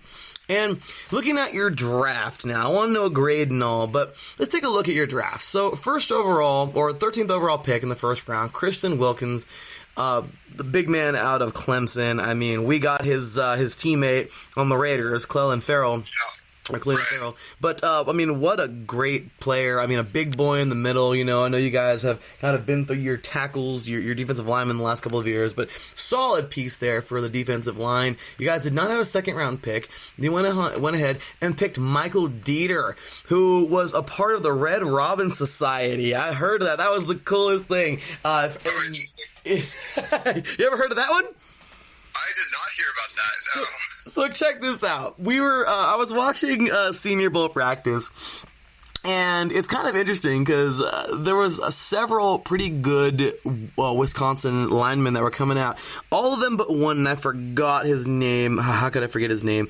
But he was not in the Red Robin Society, but I forgot the number, but it was pretty funny because I heard them talking about it in Senior Bowl practice one week, and I guess Wisconsin has a secret. The Wisconsin football team has a secret society, the linemen, where they would call it the Red Robin Society, where they all the big boys would head to Red Robin and consume like a couple thousand collective calories or whatever it was. Like, I mean, it was hilarious to hear that, but yeah. So it's kind of funny. I remember hearing Michael Dieter being a part of the Red Robin Society, where he would probably go pig out with his teammates at Red Robin like once a week. So nice. All right. Well, I learned something new about one of my guys. That's great. See, that's right. Going here. How cool is that? So, what a great athlete, though, because, watch this guy in the Senior Bowl. He looked pretty darn solid. There was a couple of offensive linemen who I really, really liked, and Michael Dieter was one of them. So, good, tough player. He fell to the third round. Hey, it works out for you guys, because I feel that you guys have a very good defensive very good offensive lineman with a lot of promise, I think. I think he's a very good athlete. So, also, Andrew Van Ginkel, linebacker out of Wisconsin. I wonder if he was in the Red Robin Society. Maybe it was the offensive lineman thing. I don't know. But Van Ginkel got another big boy out of Wisconsin, man. Those guys are some tough customers up there, the Badgers in Wisconsin. Then you went ahead and picked up somebody else from the Big Ten in the 6th round. Another big monster, Isaiah Prince. Good footwork. I saw him in the combine, I believe. I think he was in there, but yeah, might be thinking about somebody else, but I do know that Ohio State, hey, they do produce some pretty nasty offensive linemen, so good stuff there. Then you have Chandler Cox, running back out of Auburn in the 7th round. Also, a guy who I don't even understand how I am a Pac-12 guy, you're a Pac-12 guy. It's kind of funny because you're an Oregon guy, and it's kind of hilarious because one of your rivals, are, this guy right here going to your professional team. But Myles Gaskin, I thought this guy was going to be a freaking, at least a 2nd rounder, maybe a 1st rounder. Very good running back out of Washington. I don't know how he fell to the 7th round, but he fell to the 7th round and he fell to the Dolphins, and that was your guys' last pick. So, I mean, seriously, overall, I think I gave you guys an A for this draft. I thought it was really, really good, considering the fact that you even didn't even have all your picks. But, yeah, go ahead, Josh. Go ahead and elaborate on this, man, and talk about your draft and what you expect from some of these players coming in and what you think some of their roles will be. And on top of that, give us a grade. Yeah, so if you add in the Arizona Cardinal trade and Josh Rosen essentially being our 2nd round pick, with a guy with a year of experience in the NFL, because essentially that's what the Dolphins did. They traded back a couple times and ended up being able to make that trade for Rosen. I thought it was a pretty solid draft. What I enjoyed about this draft was you kind of got a sense for what Chris Greer and the GM and Brian Flores are looking for from their teams. Because if you look at the metrics for these guys, they got 2 offensive linemen and a defensive lineman and a linebacker. Every single one of them is at least 6'3", and the 3 linemen are at least 300 pounds. So they're looking for size inside. They're not looking for the quick linemen that can maybe handle the edge rush as much as they're just looking for brute strength. And I love that. I think that the tall, big dudes tend to do really well in the run game, and you hope that they're athletic enough to handle the edge. But I love having big guys in the trenches, and then they go and get Myles Gaskin. So he's a 5'9" guy out of Washington, and they already have the Jakeem Grant and Albert Wilson, who are playmakers, who are fairly small size, but they're super fast. And so you're seeing kind of they want the size on the inside and the speed on the outside. That's kind of the way that they are looking at building the roster, because this was their first chance as an organization to kind of put their footprint on how they want this organization to look. So that was exciting. I love Christian Wilkins' attitude. He's really big on giving back to the community. He's already been super involved in Miami's community, and he is high energy. I'm sure you saw that interaction with Roger Goodell on the stage there when he got drafted, and that seems to be who he is all the time. Just a high energy, happy dude, and really excited about football. And you want guys that want to be there and are ready to go to work, and it seems like that's who he's going to be. Coming off of just a couple years ago having the most expensive defensive tackle in football history in Ndamukong Suh, it's nice to have a young, fairly inexpensive for a while, high-energy defensive tackle to kind of anchor the defense. We were kind of starving for that. And we got a couple other good defensive tackles that have a year or two of experience that can really anchor the defense in the years to come. So that's very exciting. We have a lot of competition at our offensive line, so Dieter and Prince will add to that.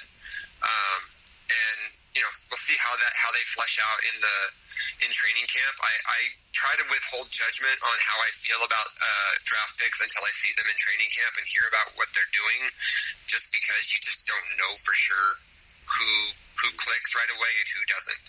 And a couple years ago we had Charles Harris come in as our first round draft pick, and it took him a year and a half just to get to the point where he could even contribute. So you just don't know. But I like the fact that they focused on the trenches, and I think that's building from the inside out is the right philosophy for building a winner when you're starting from scratch. So, like I said, I would probably give it a B+, just because they got a potential franchise quarterback and they were able to get a couple extra draft picks for next year.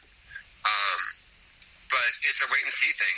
So we only got 2 picks before the 5th round, and 5th round onward, you're taking your chances. You don't know for sure who's going to stick. So we'll see what happens. But I really do like the first round pick, and I like the pickup of Josh Rosen a lot.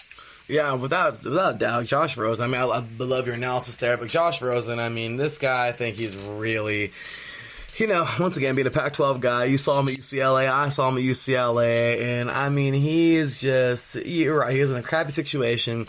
But, my gosh, now he's got the team. I think he's, part of a great staff now. And we're going to see, we're going to see who does what. He may start. Well, of course, I don't know if he will. We'll see about the quarterback competition. But you're right. If we do see him at some point during the season, I know he'll be ready because he's got a little bit now of experience. He's just, he's somebody who's just kind of waiting for his turn. And this time legitimately, because once again it kind of sucked for him in Arizona. It's a terrible situation, but now he's over there part of a, not trying to say that the Arizona Cardinals are not a good organization, because they certainly are, but out of a situation that's just not easy for anybody. I don't care what position you are, but quarterback just happens to be the toughest, so I mean, it's one of those things, so. Yeah, and we spent 7 years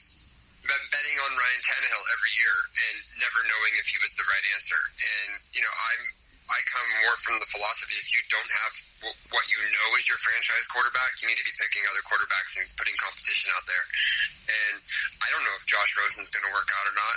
He didn't show a ton last year, so it's not like I think he's a slam dunk, but I love the fact that they're taking the chance. And if it doesn't work out, they've spent very little money on him. The contract that they have for him is 3 years, $6 million, which is virtually nothing for a quarterback. So there's little risk and some potential reward. If it doesn't work out, they've got a quarterback-rich draft that they'll most likely have a high pick in if it doesn't work out, because that probably means they didn't have a very good year. Right. So, it's kind of a win-win for the Dolphins. They're not really investing much in him unless he performs. And that's awesome. It's just kind of, it's business, but at the same exact time, it's business. That's all it is. It's business. Yeah. So understood. And that's great. I think for the Dolphins and for Josh Rosen, it's basically, it's a win-win, I think, for everybody, because even for him, it sucks if he doesn't perform, but if it's not, unfortunately, if he doesn't perform, then you got your own self to blame. You know what I mean? Because you had a chance to really become that next franchise quarterback. So, I think he will. I think he'll be a franchise quarterback somewhere, even if it's not in Miami. But maybe he'll mature there and get better. And honestly, he could be that next quarterback for the Dolphins. We shall see. So with that said, all right, Mr. Josh, we're at the end of the segment here, but this is the fun part. Well, it's all been fun. So it's always great talking with you. But this is just that silly part of the podcast, and we got to do it for every segment. This is awesome. We've been doing it for the last. I've been asking everybody on these interviews, and this has been getting awesome, more awesome every time. But you can choose to be totally respectful if you want to. You can be absolutely disrespectful. You could be whatever you want to do. Of course, I know you're a class guy, you're a respectful guy, but hey, if you want to have some fun, the thoughts, comments, and opinions of everybody here at IA Sports Radio on our podcast, of course, even including podcasters and guests. All of their thoughts, comments, opinions are their own and not affiliated with IA Sports Radio whatsoever. So, guess what? Do what you do, Josh. Have some fun, man. We call this a segment "Stick It to 'Em," where you talk about not just your team and give us a prediction on your final record if you would like to. I know some people are superstitious, and if you don't want to give us a final record, that's completely understandable, and that's cool. But if you would like to, for the rest of the division, or you don't have to give a record for anybody, just kind of talk about how they're going to be, or if you want to put them in records or whatever you want to do, the floor is yours, Josh. So, stick it to them. All right. So, I'll talk about the Dolphins at the end of this, but we got to start with the Jets, because the Jets picked up Adam Gase as a coach, and if you saw that opening press conference, that's kind of who Adam Gase is. He is in his head, he's distracted by himself, and he knows the best way to do everything. And good luck for anybody in that locker room who thinks that they have an opinion about something. It better line up with Adam Gase's opinion, because if not, you'll be shipped out that door so fast. We saw it already with Le'Veon Bell having a little issue here and there with Adam Gase. It's going to be a long season for the Jets, and they think that they've got their franchise quarterback in Sam Darnold, and he's good. I'll give you that. But Gase is not the quarterback whisperer that everyone said he was when we picked him up 5 years ago. I would be very wary if I was Jets fans about having Adam Gase in my locker room. He does not like alpha personalities, and everyone in there that has talent, that also has an opinion, is going to have a hard time with him. So good luck to the Jets. I think they're going to really struggle. They may jump out of the gate okay, but they're going to really struggle as the season goes on, because Gase's personality wears on guys. So that'll be fun to watch for me, because I had to deal with it for the last couple of years, and I don't have to deal with it anymore. As for Buffalo, you know how I feel about Josh Allen. I think that he's basically a running back that they make throw the football once in a while. He's literally got the worst accuracy I think I've ever seen outside of Lamar Jackson, excuse me. Just atrocious ability to throw the football. He is hard to stop on the ground, but Buffalo Bills fans thinking they have their franchise quarterback, good luck with that. I wish I had something to say about New England, but, they may come down and lose to Miami in week 2, but they'll win the division because they still got Brady they've still got Belichick, and until they go away, I'm not going to say a word negatively about New England because they've proven it too many times to me. So, New England fans, enjoy it while it lasts because Brady is turning 42 next month, and that will eventually catch up to him. I know it doesn't seem like it will, but it will. Now, by the way, on a side note, outside the division, Cleveland's not going to be nearly as good as people think it is. They got too many alpha personalities in that locker room. I'm going to enjoy watching Cleveland fall down on their face this year. Josh is going everywhere. Josh is going to stick to the whole NFL, not just the AFC. He's going all over the place. As for my Dolphins, their first 4 weeks are against Baltimore, against New England, at Dallas, and then home to the Chargers. Unless there is 102 degrees with 100% humidity on those 3 home games, most likely Miami's not going to do any better than 1-3 in the beginning, and that's going to be hard to bounce back from. They do have a decent second 4 games, but I do think they're going to be better as the season goes on, and they find out who their starter is at quarterback, and some of these young guys develop. We have what I think is one of the 2 or 3 best cornerbacks in the league in Xavier Howard, and I really love our secondary. I think it's going to end up looking a lot like that dominant Seattle secondary that they had about a decade ago. I think they've got pieces to be excellent, but I just don't think it's going to be this year. I can see us pulling out 6 or 7 wins, which is more than any national media outlet will tell you. I've seen 0-16, I've seen 3-13, I've seen 2-14, and that I guess that could happen. But I think I see a 6 or 7 win team.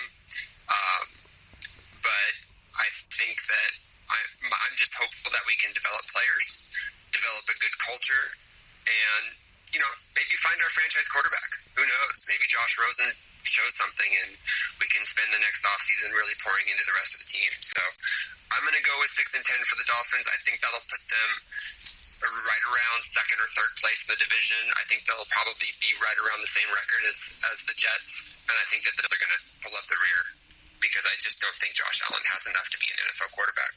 Well, if anybody stuck it to him so far in 8 divisions in 8 days, it was Josh.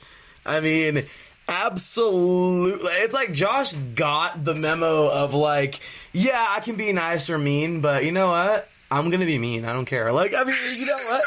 It's awesome because, hey, it is what it is, man. It's like, you know what? Hey, I mean, yeah, Josh Allen is somebody who certainly, the guy can throw it out of the dang stadium, but probably maybe to the wrong part of the stadium. I'm going to say, he definitely got the arm, but yeah, the accuracy, don't know.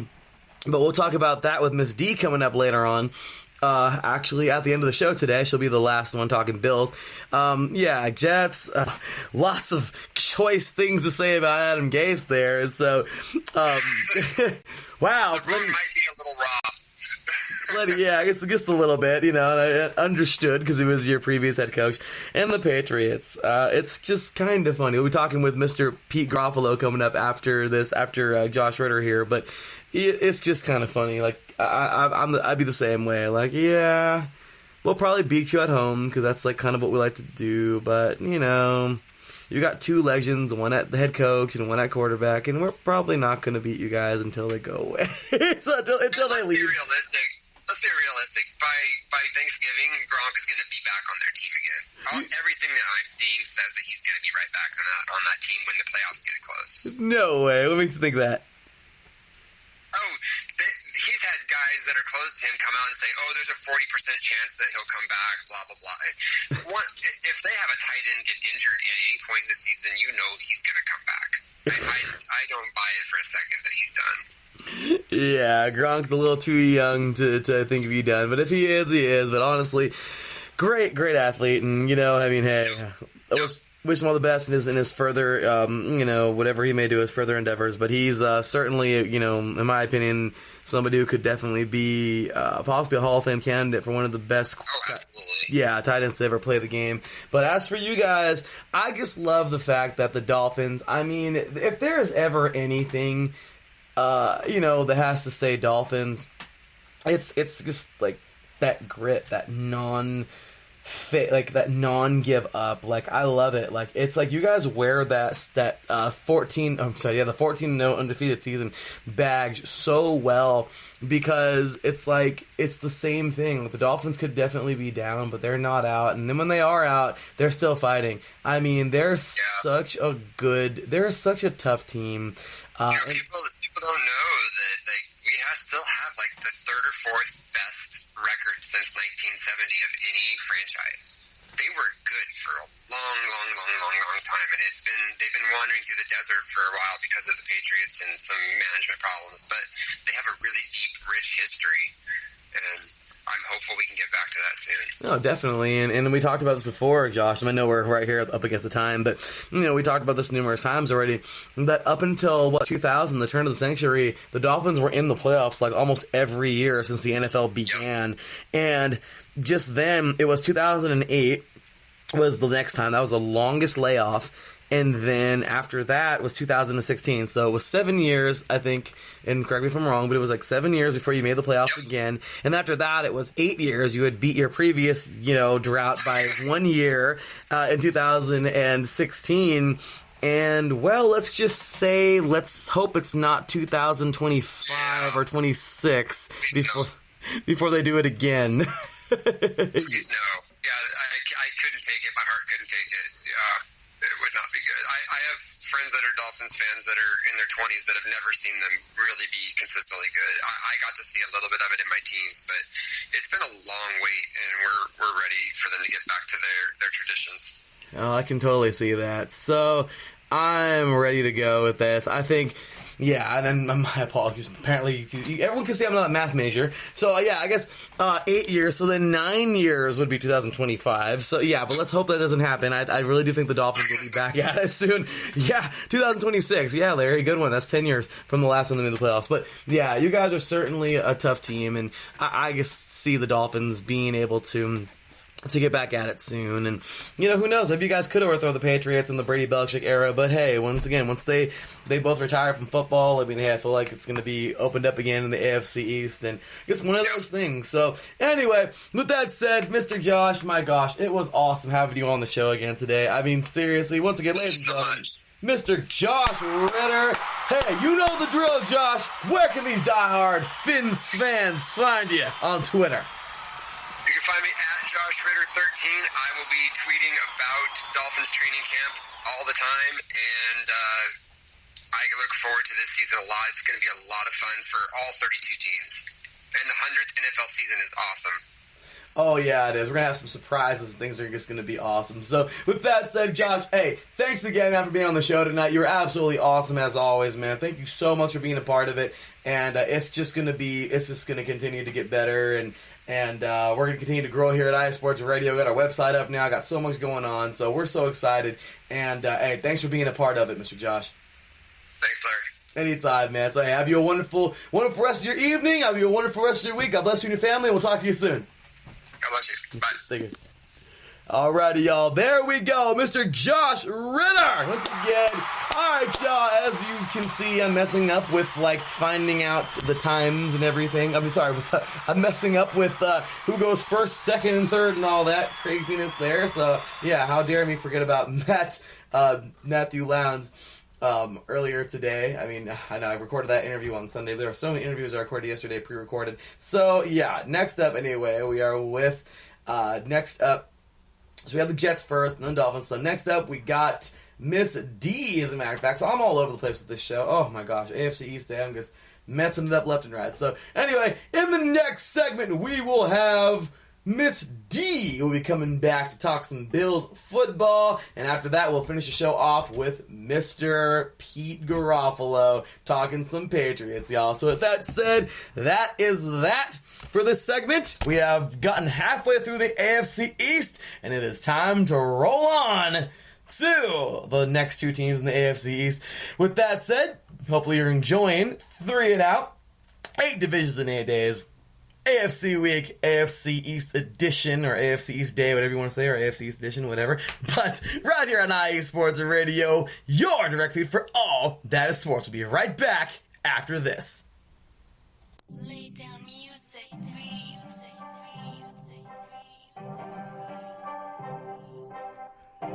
Hey, what's up, BS3 sports fans? If you love listening to the BS3 Sports Show, check out the weekend wrap-up every Monday at 12:15 Central Time, 1:15 Eastern, recapping the weekend in sports like you never heard it before. Comedy, interactive chat room, it's a must-listen. Weekend wrap-up on Spreaker.com, part of the X Squad. Check it out. You won't be disappointed.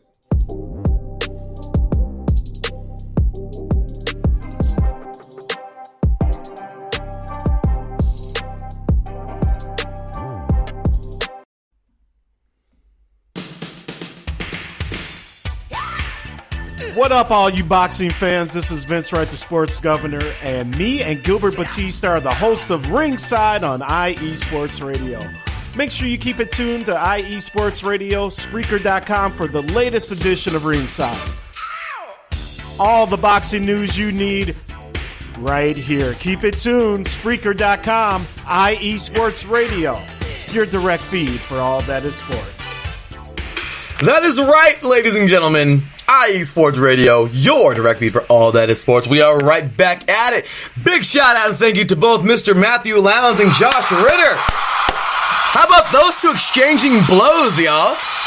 I think they talked more crap on each other's teams than they did about the rest of the division. That was pretty funny. Like, hey, actually, well, Josh kind of went in there and talking about how, Josh Allen can't throw to the right receiver. We do have a Bills fan on the air right now with us. Sorry, D. But hey, it was a decent segue. I was kidding. But good old Josh, man. Whenever you get Josh on the air, you can expect some jabs at the rest of the division. So I love it. Great stuff as always. So thanks again, Mr. Josh Ritter and Mr. Matthew Lowndes. Great job by them both. And we are on to the third team of the day. And I seriously, this is one of my all-time favorite Twitter handles ever, and if she ever changes it, I'm going to be really sad. That's all there is to it. Ladies and gentlemen, let's hope she doesn't change it. Ladies and gentlemen, welcoming the next guest here, the third guest of the day, halfway through AFC East Day here on 3 and Out, 8 divisions in 8 days, AFC East edition here on AFC Week. Ladies and gentlemen, she is a diehard Bills fan. Been a part of I can call her a part of the iSports Radio family, no joke, because this woman has been literally listening to this show and a part of this show or around it, typing in her responses way back when I couldn't even have any guests on, or I didn't have any guests on, or actually just couldn't figure out how to do it, but I would have people type responses and everything. She was typing up her responses and all that good stuff back like 3-4 years ago. I mean, seriously, I think she was actually in that first year of 3 and Out. So it's been a while, but she is amazing. Glad to have her here, a part of this today. And when you say Bills football, she comes running. Actually, she's probably already there. She's probably the one that calls Bills football. So just saying, ladies and gentlemen, I am so happy to have her back here today to talk about her Bills Mafia. Where you at? Ladies and gentlemen, welcoming the one, the only, Miss D. What's going on, D? How you doing? Hey, how's it going? It's a beautiful freaking day here in Western New York today. Happy Hump Day. Happy Hump Day. And it is, you know what, that's awesome, because it is actually a beautiful day over here in Southern California, too. I don't want to ask how Mike Pat's weather is. I don't, but I'm going to anyway. It's really nice over here, too. We had some storms roll through yesterday. Actually, while we were on the show yesterday, Larry, it was storming pretty interestingly outside. But yeah, it's about 15 degrees cooler than it was a couple days ago, so I'll definitely take it. You know, your guys' weather in North Carolina is... Just move on. Just move on. All right, that works. Mike's like, next subject. Anyway, so with that said, alrighty. Well, there he is, by the way. No introduction needed, but I got to give him one anyway. Ladies and gentlemen, of course, welcoming my co-host for the for the last two teams of the day, of course. He was with us yesterday. Won't be with us tomorrow, but or actually anytime next week. Just kind of sucks. But happy to have him here for today, at least, and for yesterday, the AFC West. Yesterday and today, the AFC East. Ladies and gentlemen, welcoming the chief editor of the IE Sports Radio blog, formerly Mike's All Sports blog, and just all-around football nut, man. This guy is the real deal. As I always say, he should be hosting the show, not me. He's the real deal, and I'm glad to have him aboard here on the team. Ladies and gentlemen, welcome him. Proud member of the IE Sports Radio family, proud member of the 3 and Out family, and once again, chief editor of the IE Sports Radio blog, formerly of Mike's All Sports blog. Ladies and gentlemen, welcome Mr. Mike Pat. What's going on, Mike? Another day, another couple hours talking about football. There's nothing wrong with that. I am so with that. I am so with that. So, with that said, we got Miss D on the line. Mike is here, and it's time to go ahead and get on to some Bills football. So, Bills Mafia, I hope you're ready to rock and roll, y'all, because this is where it all comes together for y'all. Training camp, I think, actually started, today, or it starts tomorrow? When does it start, D? It starts tomorrow. They reported today. Starts tomorrow. Oh, that time where you just meet your roommate and just hang out and get ready for war tomorrow, or battle, basically. I mean, it's going to be a lot. So, training camp, what a glorious thing, and the tempers will flare and all kinds of great stuff there. But hey, at the end of the day, it's all about becoming that football family. So, and what do we hear on IE Sports Radio or on 3 and Out? Hey, football is family. So, except for without all the feuding. Well, actually. Yeah, the primetime face-offs will differ with that for sure. We'll have something to say about that. But that's coming up later on this year. But with that said, ladies and gentlemen, welcoming, of course, the lovely Miss D, the ABCs of D, as I said, one of the coolest Twitter names you'll ever see, Twitter handles. So with that said, Miss D, I know you were on the air last year, but I want to go ahead and just get a little bit of a refresher. I do know your story, but for those people who don't know, for the Bills Mafia listening right now who don't know, let all these diehard Bills fans know how you became such a diehard Bills fan.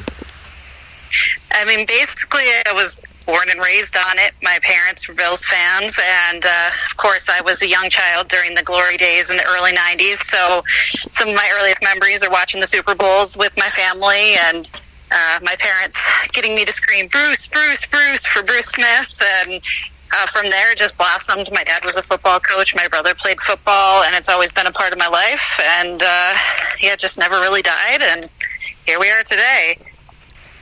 And you absolutely, by the way, I'm sorry. I just got a tweet right now by Miss Angela. She is in our PR department.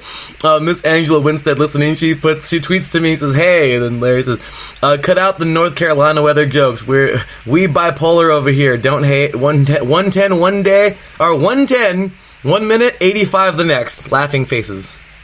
Okay. I would die if it was 110 degrees. I would die. Sad. It felt like 110, I think it was either Saturday or Sunday afternoon, the heat index reached 110 here.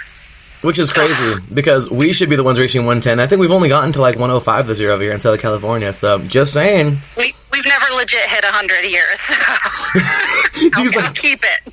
Yeah, D, but you have this stuff called snow that I don't really know too much about. I love snow.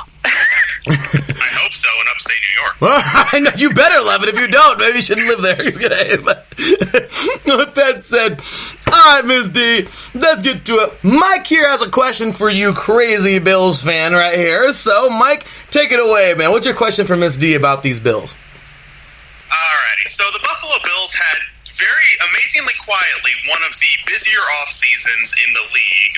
The roster went through a pretty decent overhaul at most levels, particularly the offensive line, where they added between free agency and the draft 7 new players, and then some spots on the defense as well. So, normally these type of, mass additions of talent, it doesn't all work together overnight. It takes some time for the players to gel, for the players to get used to each other. So my question for you, Miss D, is how long do you realistically expect it to take all these pieces to come together before this team really forms a cohesive unit? Particularly the offensive line. That's the one I'm most curious about, because that's a lot of new bodies. I mean, 7 new players. There's only 5 starters, so I mean, you've already replaced a good chunk of it right there. Yep, and the offensive line, is the piece I'm actually most interested to see this season, just because we could have 4, even 5 new starters on that line this season. And let's face it, our line was abysmal last season, and so pretty much anything could be an improvement over that. But I really think it's going to take them at least half a season to really start to gel and mesh as a group as they start to work out communication and even who plays what position, really. McDermott is known for kind of doing things his own way, and there are several players who can play multiple positions on the line, so it'll be interesting to see how he handles that and who he slots where.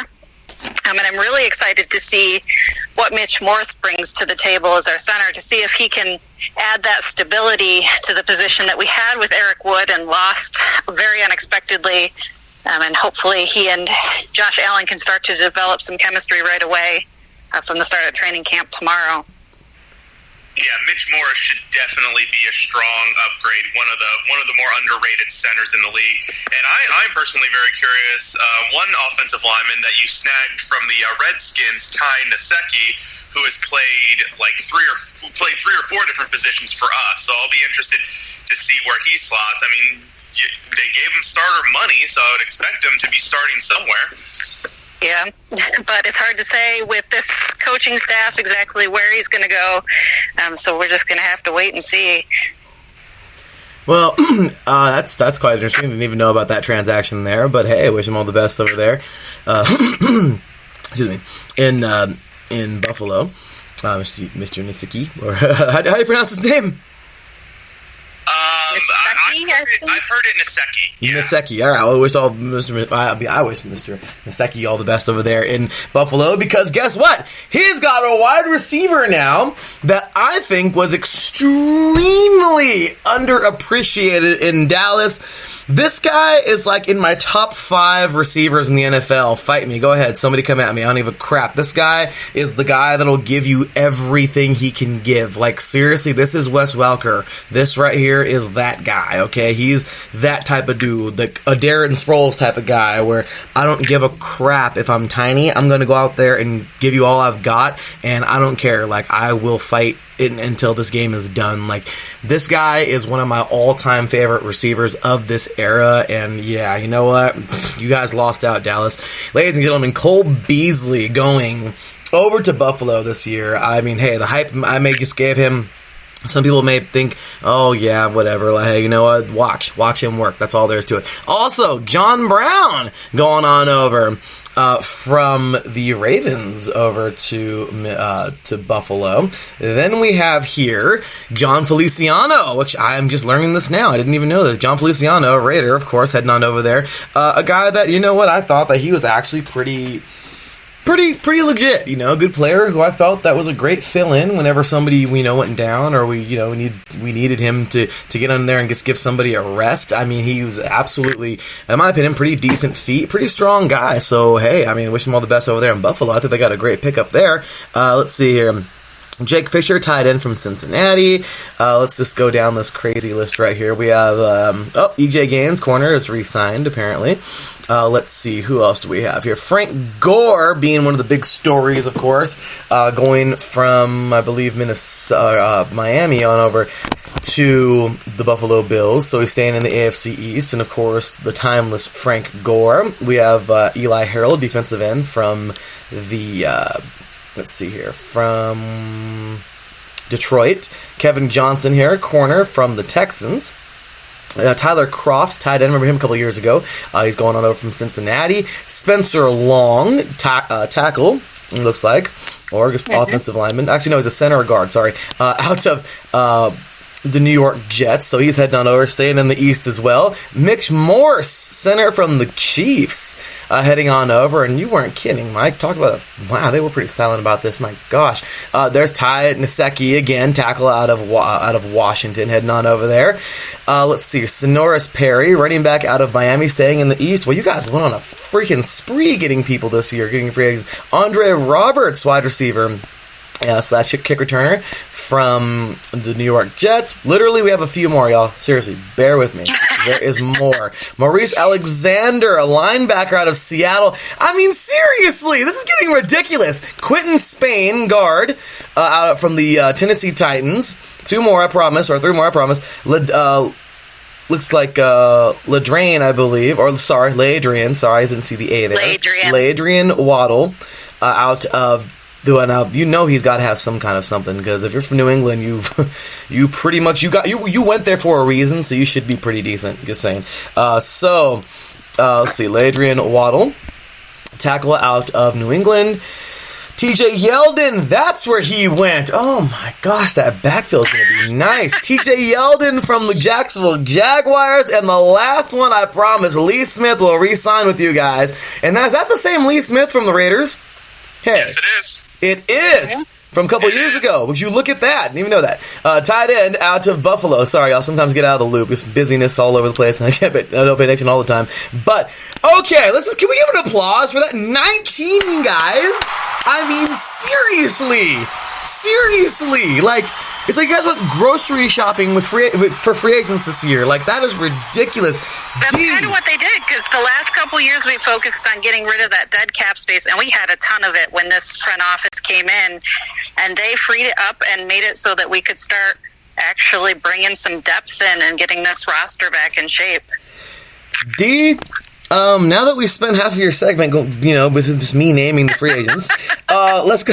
If you can, please elaborate on them and let us know your thoughts on not every one of them. If you can, cool, really quick, then great. But on the free agents overall, and I think you guys definitely had the best free agency this year for sure, getting lots of pretty good players. But on top of that, let us know what you think some of these guys, the roles are going to be playing immediately or maybe coming up in the future. Yeah, so I think we did a really good job of bringing in not only some potential starters on the offensive side, but also bringing in some depth players so that, if our big name goes down, we're not scrambling and worrying about who's coming in next and is it going to screw it all up for us. I think really the wide receivers are the biggest focus when you look at it, because last couple of years, our receiving core has been either dead last or like second to last in receiving yards. And you look at the names we had abysmal backs, wide receivers. And so, Josh Allen's inability to throw, I kind of say, okay, but look at his offensive line, look at his wide receivers. He had nobody. Now we've got a nice stable we brought in. We got Beasley from the Cowboys, and he seems to have really bought into the culture in Buffalo and really embrace the team, embrace the opportunity. We brought in, what the heck is his name from the Jets, the wide receiver there. He's a special teamer. He is a really good kick returner, so I like that pickup as well. Love that we brought Gaines back on the defensive side of things. I thought he was a really good player when he was here before. Hated to see him go. So really happy to have him back in the fold, and him having been here before, it's not as much of a learning curve. He can kind of slot back into that defense with mostly similar guys around him. We're missing Kyle Williams now to retirement, but Lorenzo Alexander stayed on for another year. So I'm pretty excited about that as well. Also, I have to say, Ladrian Waddle's wife, crazy active on Twitter and has totally embraced the Bills Mafia and been embraced back by the Bills Mafia. So what I really like about all these people we're bringing in is that they seem to be embracing Buffalo, embracing Western New York, and the mindset here. I think that's kind of something McDermott and Bean look for when they're bringing in talent, is how are they going to fit into the culture that they're building. And, I'm really liking what I'm seeing so far. I like what I see so far. I mean, my gosh, I'm telling you guys, I'm telling you, that was literally grocery shopping. That was exactly what you guys had a list and you went through it, in the store, in the NFL store, okay? In the Friggs store, seriously. You guys went off. That was awesome. So, okay, well, I love that. Great analysis there. Now let's go ahead and get on to your draft. This past year, I will tell you right now, I'm not going to doubt Clelin Ferrell whatsoever, or Cleveland Ferrell, I don't know how to pronounce his name, but, the pickup for the Raiders. I definitely wanted Ed Oliver. However, there's not a problem. I mean, he's a national championship winning player, so I'm all for it. I thought we could have got him later, but Ed Oliver was the dude that I saw him 2 years ago playing a bowl game in Houston, and just watching him be this dominant force. I was like, oh my gosh, this guy's amazing. But, he came out this year. You guys picked him up with the 9th overall pick. This guy is a freak of nature. He is really going to be a presence there in the middle of that line and that defensive line, in the interior of that defensive line. So looking forward to that. Cody Ford, offensive lineman out of Oklahoma. This guy is Oklahoma this year, you saw the Sooners, Boomer Sooner. This year they played extremely well. Of course, got back into the college football playoff. This guy is... he blocked for Kyler Murray. Come on now. He is a very, very, very talented tackle, because this whole offensive line has to be that talented. Like, seriously, they played so well all year long, and I know nothing about this guy. I'm just giving the benefit of that because of Oklahoma and how well they did this year. That offense played pretty darn good, so maybe I'm making him, blowing up even more than he should be, but I'm just saying, seems like you guys got a very good pick there, second round, with Ford. At tackle, Cody Ford at tackle. You know what they call Cody Ford, Larry? What do they call him? A hog molly. He's a hog molly. Well, then let's see. That is a big dude for the offensive line. I was right when you said that, because hog molly. That's translated, of course, into monster giant guys. I'm looking for his numbers right now, but I don't see them. But I want to say 6'4", 330. Woo! I want to say, or 325, 330, somewhere in that range. He's a big dude. That has Oklahoma Sooner offensive lineman written all over it. Like, seriously, like, when you think of those big boys in the Midwest, like, you think of guys like him, and yeah, hog molly. I like that. So the guy's a freaking monster. Great pickup there. Third round, Devin Singletary, running back out of Florida Atlantic. You guys picked up Dawson Knox, tight end out of Ole Miss. Let's see here. Looks like Vashon Joseph, linebacker out of Florida. Florida didn't have that bad of a year, but, competitive SEC linebacker, I'm sure. Jaquan Johnson, safety out of Miami, that Miami team that has been surging lately, so nice pickup there. Darrell Johnson Jr., offensive lineman out of NC A&T. North Carolina A&T. And in the last... Okay, this is a pick. How did this guy not go higher? In Senior Bowl practice, I was like, this guy is amazing. This guy is amazing. He can block. He can catch. He's doing it. How did he fall to the freaking 7th round? I don't know, but the Bills got this guy. I think he's not only going to make the team, but I think he's actually going to be able to help out, if not this year, in the coming years. And if I'm wrong, I'm wrong. But from what I saw in practice, he looked pretty darn good. This guy looked really, he looked strong. Okay, so, I know sometimes it's just practice, I get it, whatever. But end of the day, I thought this guy looked pretty decent. In the game, I can't remember too much what he did, but I remember him in practice. Some of the drills looked really good. So I know practice and games are completely different, but I thought he looked pretty darn good. So anyway, that's Tommy Sweeney, tight end out of Boston College. So with their final pick of the draft. So anyway, now that I just went on my gigantic talking spree, and D's like, okay, am I going to freaking talk, or are you going to talk the whole time? Sorry about that. D, the floor is yours. Go right on ahead. Tell us all about your draft, and give them a grade if you would like. Man, I think we had a really solid draft. I wouldn't hesitate to give us an A, honestly, just because we not only brought in players in positions of need, but we also brought in players I feel were some of the best players available at those positions. I'm really excited about Oliver and Ford in the first round. I was thrilled to see them move back up into the first round to snag Ford. Was happy Oliver was still there when we picked him. There were a couple of different players I would have been happy with at that particular spot, but Ford, Oliver was absolutely a great pick. I think he's going to fit right in and start making an impact early. Same thing about Ford. The one I am really curious about is the running back we took in the third round, just because we have so darn many running backs, and everyone knows we had LaShawn McCoy, and then, we brought in Gore, and, we brought in some free agents as well. So I'm really curious to see how our running back core is going to look this year. I'm hoping this revamped line can give them some more opportunities to run. Obviously, last year our run game was not as good as it could have been. Overall, the offense just wasn't what it could have been. And I'm curious to see Singletary, just because he's a little guy, but he makes people miss. He makes people miss tackles. You get him out in the open field, and he can run. But really, it's that making people miss tackles for even just little yards. That's what moves the chains. And so I'm excited to kind of see how he fits in, if he can get some mentorship from McCoy and Gore, and maybe start being our back of the future. Obviously, Gore is no spring chicken, and McCoy is getting up there, so I'd like to see a spark from him and maybe a look at our running backs of the future. And also, I'm so glad to see how many tight ends we've brought in. That's another point on the offense we were really lacking in, and kind of excited to see which of these guys really emerges as the front runner for that starting position.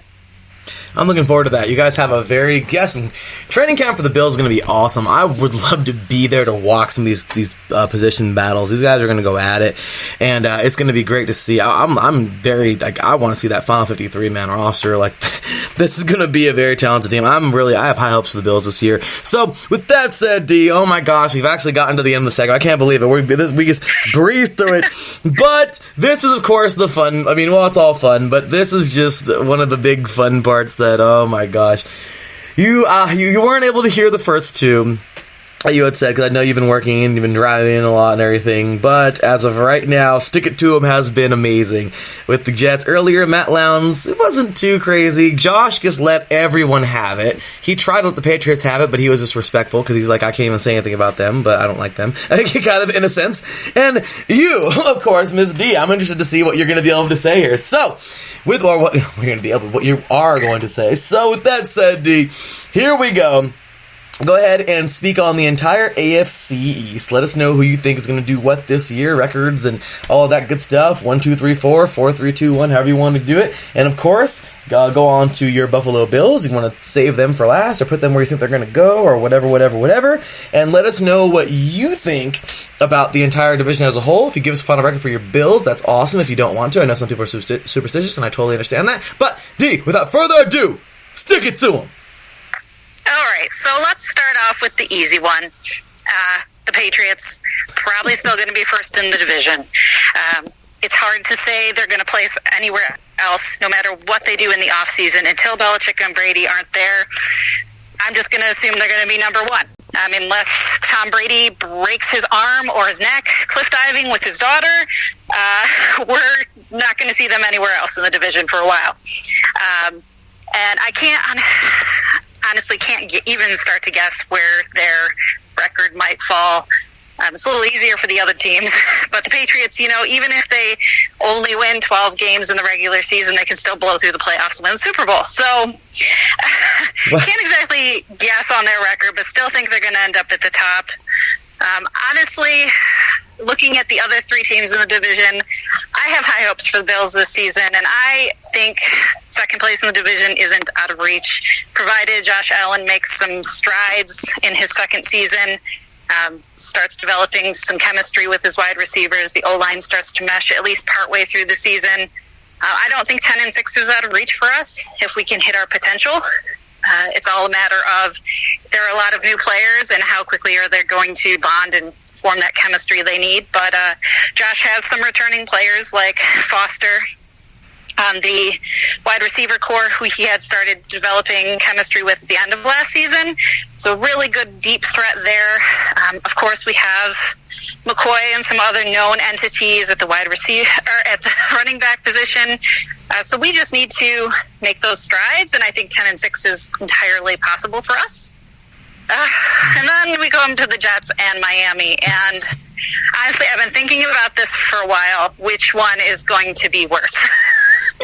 Miami's offseason has been kind of quiet, but they're missing a lot of pieces.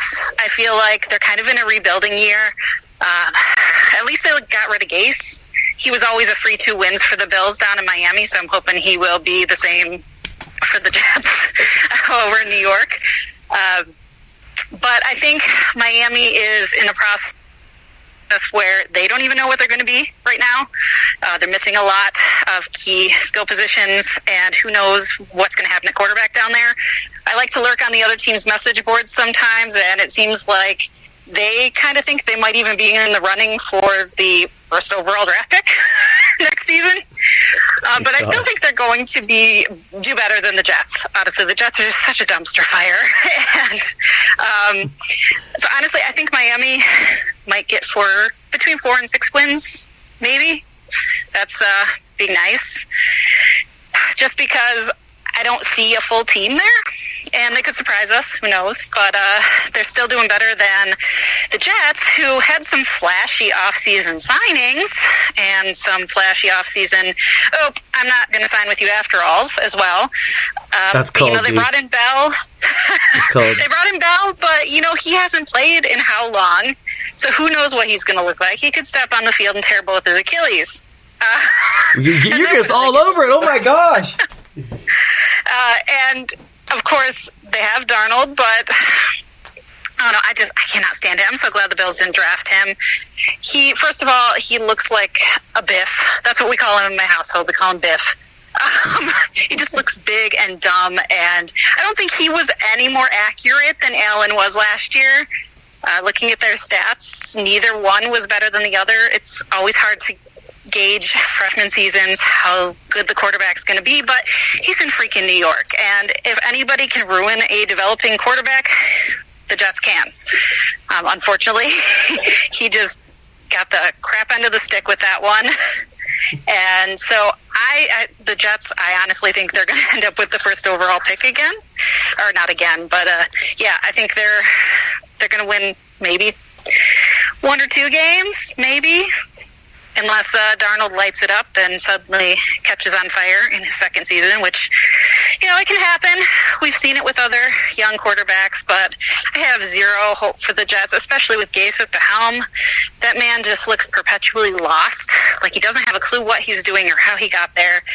And like I said, he was a free 2 wins down in Miami with the Dolphins for the Bills, and I honestly think he will be again over in New York.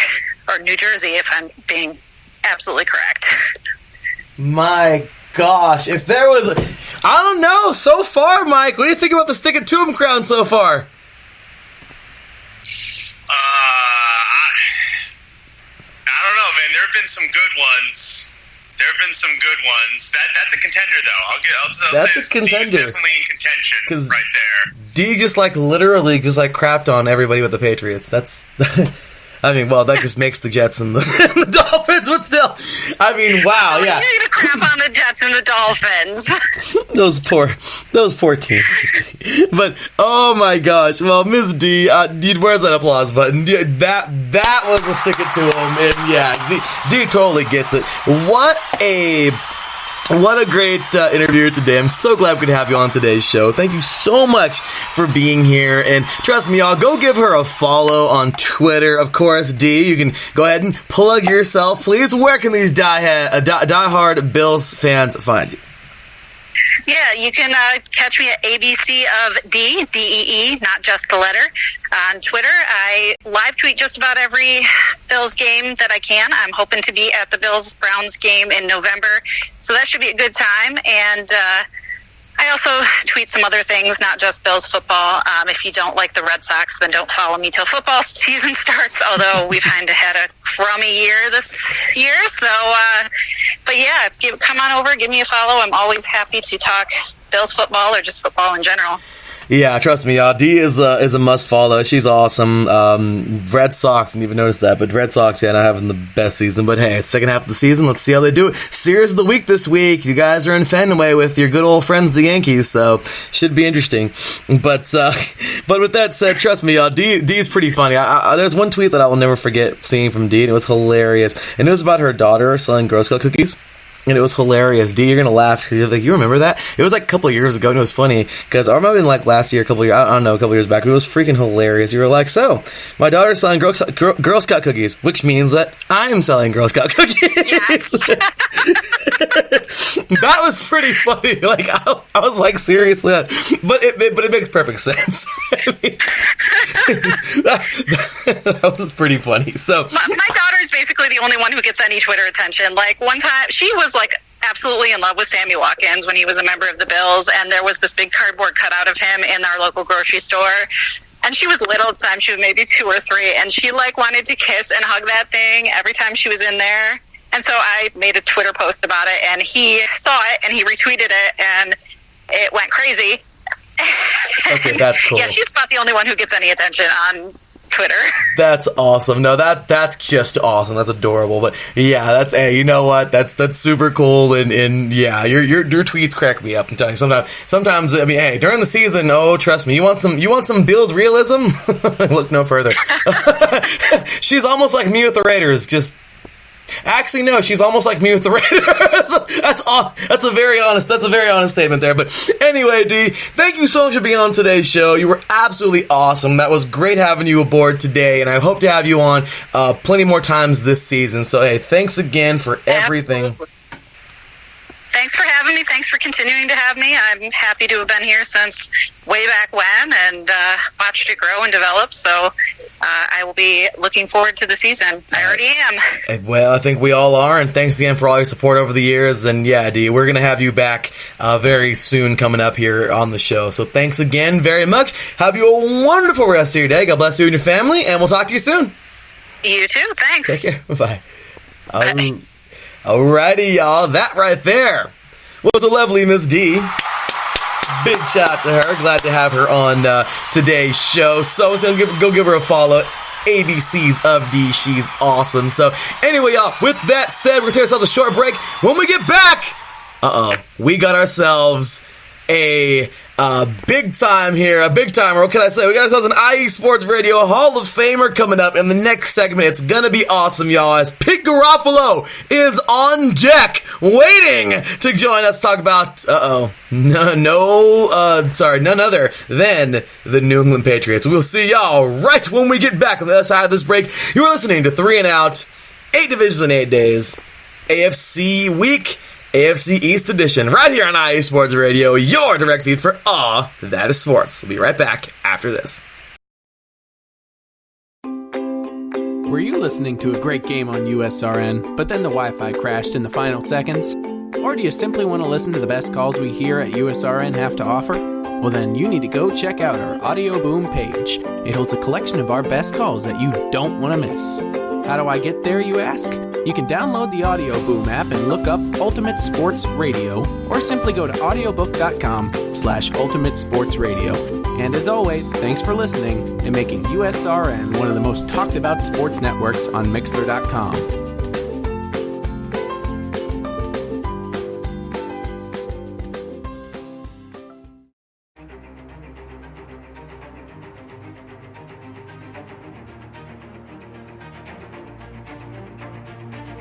Hey USRN fans, do you have a product or company you're trying to promote?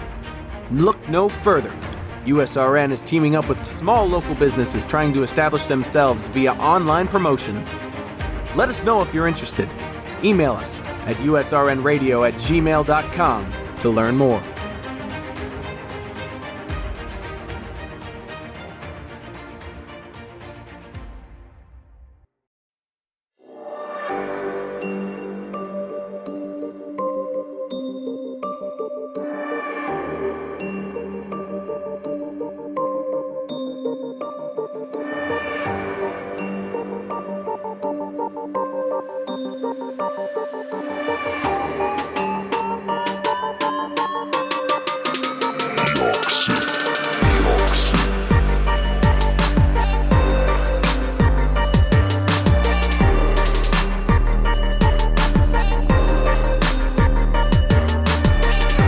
From the home plate to the nets, the end zone to the finish line, here nothing is off limits and no sport is safe. Not what it seems with your host Caitlin Seam, bringing you sports like you've never heard before. Catch me Thursdays at 5 p.m. Eastern, 2 p.m. Pacific, right here on IE Sports Radio. The only question is, are you ready?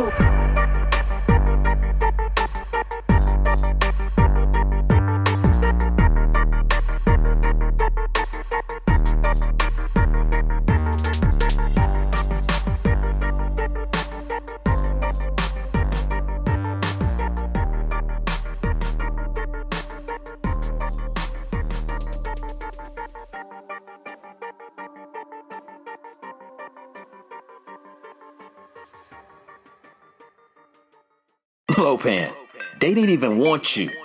Heck, they didn't even want me. But you know what? Right about now, they have no choice. Looking for the real sports talk? Talk that's for us, the people? Look no further. The Wait a Minute Show, a prime time sports comedy cocktail that tucks you in at night. Join me and Lopan Wednesdays at 9 p.m. Eastern Standard Time on the 2livestewsradio.com and Saturday 8 p.m. Eastern Standard Time on the waitaminuteshow.com. Sounds like a plan to me. Ain't that right, Lopan? Indeed.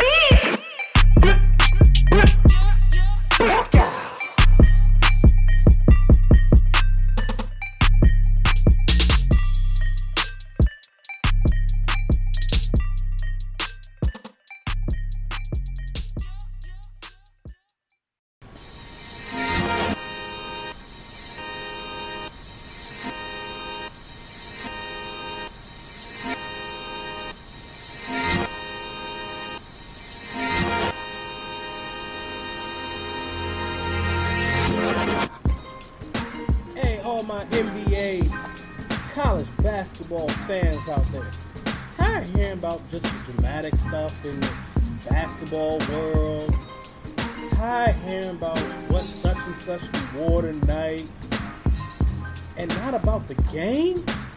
Hey, leave all of that alone, because on Wednesday nights I got this show called Fast Break with Phil Jones here on the IE Sports Radio. And all we talk about is straight basketball, from where it comes down to the NBA, the NCAA, and even the WNBA. I don't discriminate. I give all my NBA, my basketball, whatever you want with sports, to the slam dunks, to the three-pointers, to the teardrops, to the game winners. I'm there. I'm speaking about it. I have a debate. I have my panel. I got a squad that rolls in, and we're going to be talking mad sports. We're going to be talking about the Lakers. We're going to be talking about even the Brooklyn Nets. We're going to be talking about who's the top team out there in the NBA. So, tired of all the drama. Tired of all the... What did he wear today? What kind of shoes he had? Forget all that. Just come over. Fast Break with Phil Jones here on IE Sports Radio every Wednesday night at 8 Eastern, 5 p.m. Pacific time, y'all. So, yo, tune in.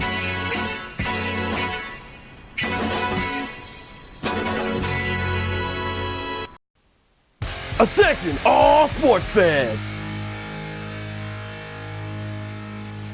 If you're someone who wakes up each morning with lists of sporting events to go along with your to-do list for the day, then you just might be a diehard. The world of sports is as vast as the ocean is deep, including the major leagues, the minor leagues, the college, and everything in between. This is me, your boy Larry B of IE Sports Radio, welcoming you to join me every Monday evening at 4 p.m. Pacific, 7 p.m. Eastern on The Defining Moment, a show that focuses on what really matters in the sports world, sports themselves, and nothing outside of them. Once again, tune in for The Defining Moment with me, your boy Larry B, every Monday evening at 4 p.m. Pacific, 7 p.m. Eastern on IE Sports Radio, right here on Spreaker.com.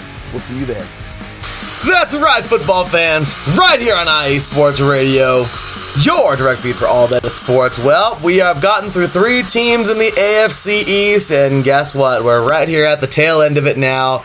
We are going to be talking, of course, with I already mentioned, we got the Hall of Famer, the IE Sports Radio Hall of Famer himself, right here along with us here today. We'll waste no time. Once again, ladies and gentlemen, diehard Patriots fan and part of the inaugural Hall of Fame class of IE Sports Radio, the class 2018. Ladies and gentlemen, welcoming none other than Mr. Pete Garofalo. What's going on, Pete?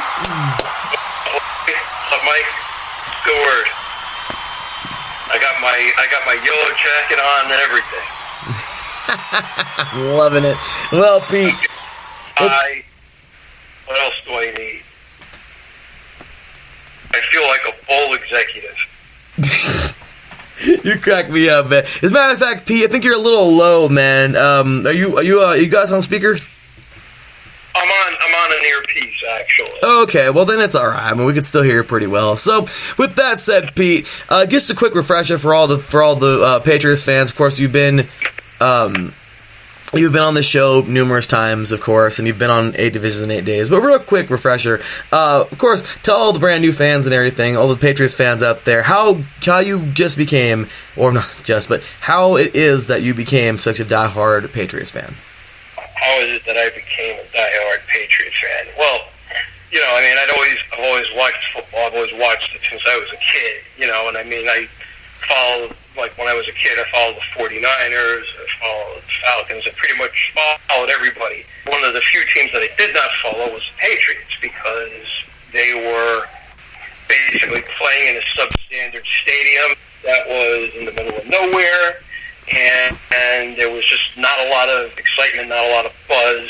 They had lousy uniforms, they had cheap ownership, and then what happened is that they hired Bill Parcells, and they had Bledsoe. My brother moved up to Mass around the same time, and he started talking about it, and I started watching these guys, and I said, even though in '93 they started out 1-11, they were very competitive, and then the next year was kind of the year that, we still talk about it, we saw an improvement. They started out, I think, 3-6, and they won the last 7.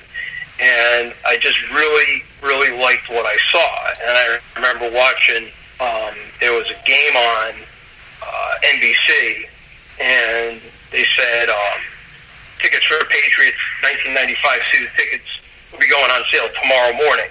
And it was like one of those moments where I was just like, you know what? I said, if I don't get these tickets now, I'm never going to get in because this team is going to blow up. And to say the least, that's a huge understatement. I mean, I think the waiting list is some 30 years, but I've been a season ticket holder since '95, and I've hung with them, I mean, through all the quote-unquote scandals, and, I mean, they went 10 years without winning the Super Bowl, and, the 18-1, and, just that's my team, and it just feels right. And, I like the way they do business. I like the stadium. I think the stadium is perfect. It's not too ostentatious. It's just right, and it's aging beautifully.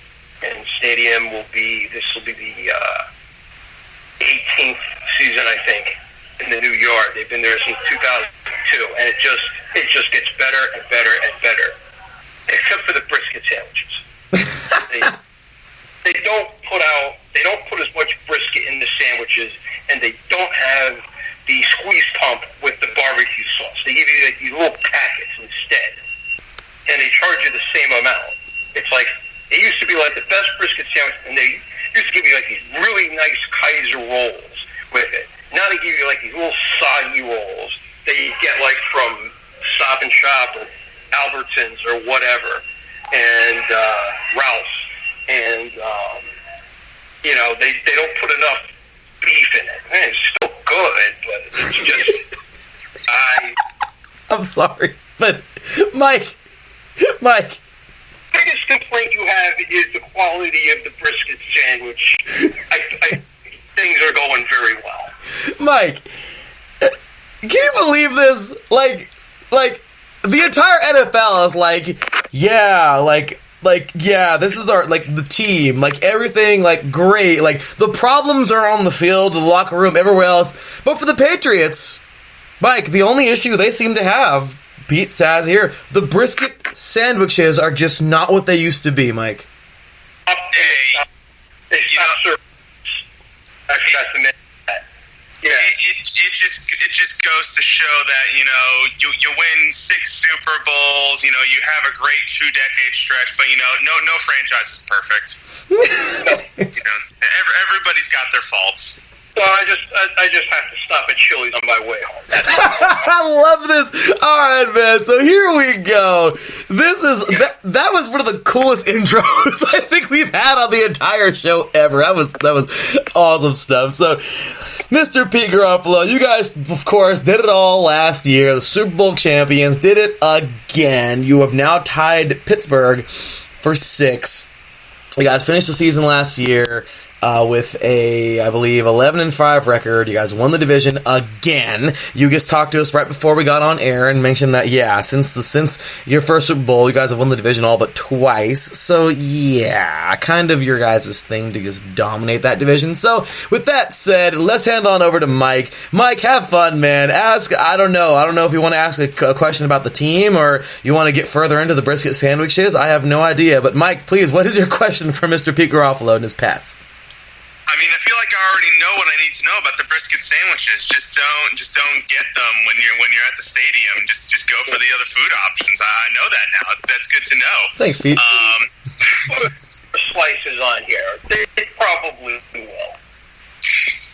But anyway, so Pete, so the Patriots, I mean, you know, we can go on and on about their accolades and their records, but one of the things that always impresses me about them is they just have this ability of just pulling, you know, really good high-end talent out of nowhere. You know, no-name guys, you know, low accolades out of college, undrafted, late-round picks, etc. They turn them into, like, near Pro Bowlers. You know, past examples include James White, Senator David Andrews, Elandon Roberts was a linebacker they pulled out of nowhere. Last year's example was J.C. Jackson, who came out of nowhere to be a really good corner for them. So my question to you is, who do you think could be this year's out of nowhere contributor for this team? Who do I think could be this year's out of nowhere contributor for this team? There's a few guys. I think Philip Dorsett. I mean, he's not necessarily out of nowhere, but I think that he's the kind of guy that he's been under the radar. They traded Jacoby Brissett for him with the Colts a couple years ago. He's had a couple years in the system. He's one of the veterans in the receiving corps now, and I think he's kind of a guy that people underestimate. I mean, his grandfather was a Heisman Trophy winner. His father played for the Broncos for a number of years. I think, you know, he's a perfect guy. He has the perfect background, pedigree that guys like Julian Edelman had, that guys like Danny Amendola had. You know, and he's familiar with the system. And, you know, to me, I think, you know, he's a good bet to get 1,000 yards, to get 10 touchdowns. So I think that's one guy. If you're looking on the defensive side, they drafted a guy, Chase Winovich, out of Michigan, I think it was, playing defensive end. He could get some playing time. He could do something. They spent a high draft pick on him. You know, there's a bunch of guys, and there's probably somebody on this depth chart that I'm looking at that is probably going to be doing well. But you know, those are just two guys. There could be a lot more. They got Demaryius Thomas, and you know, he's a veteran. He could do something. So, you know, that's part of the fun of following this team is, you know, who's going to break out. And maybe Josh Gordon comes back. I mean, I doubt it. I'm not counting on it, but he might.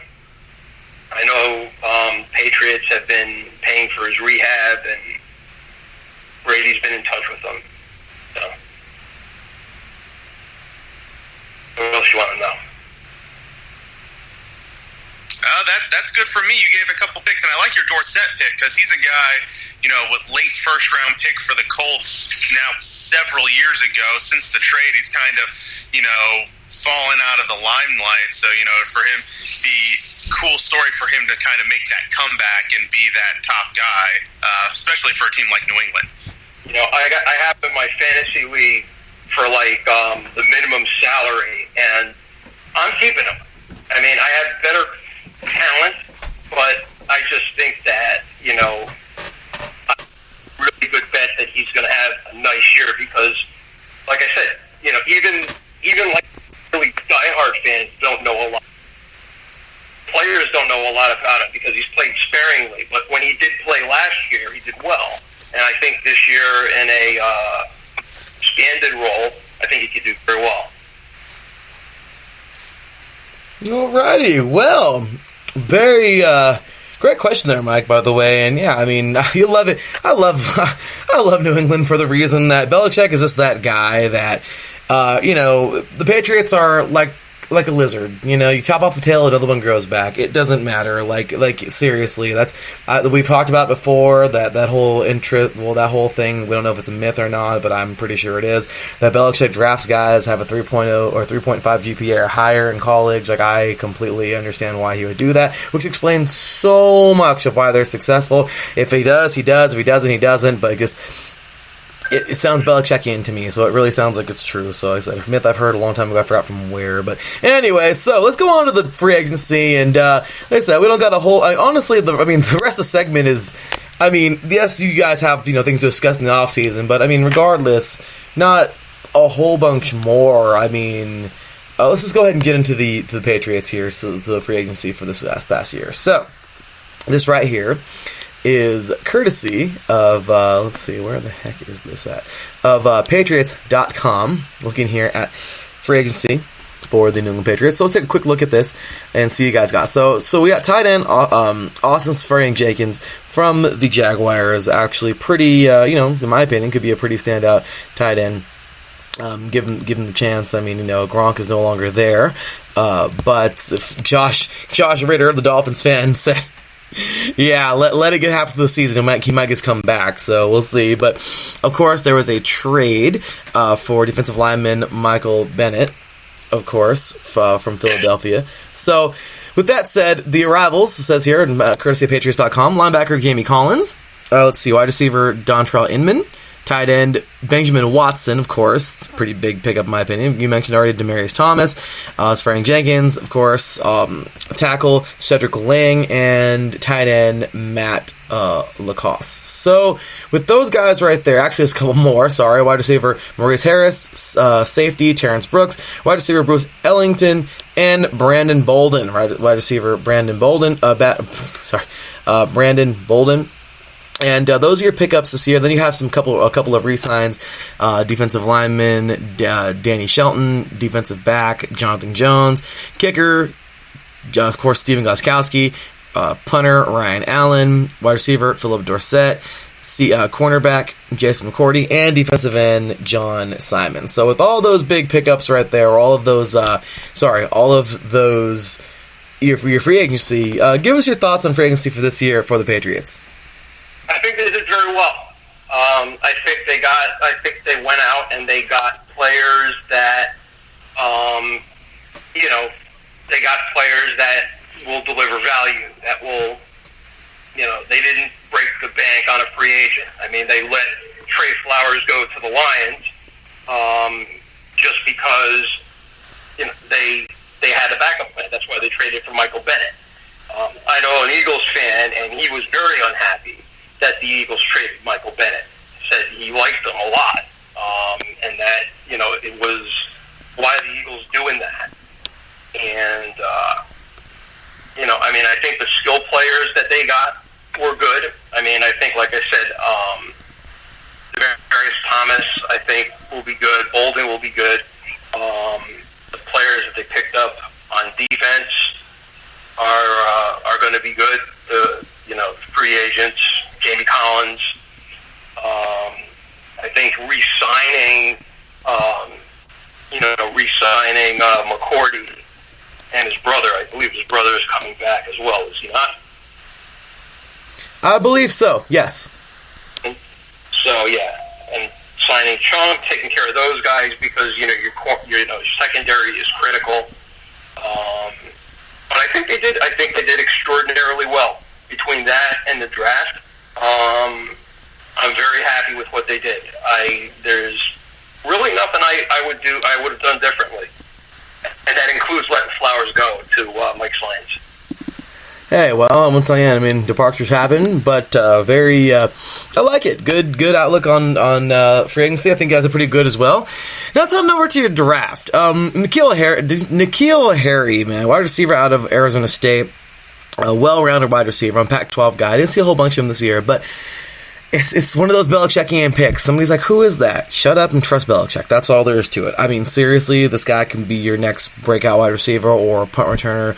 Whoever it is, this guy is, I mean, hey, I'll tell you what right now, just don't question Belichick. Next up, second overall, well, in the second round, you guys have Jawan Williams, corner out of Vanderbilt there, SEC player. Next up, third round, Chase Winovich, linebacker out of Michigan.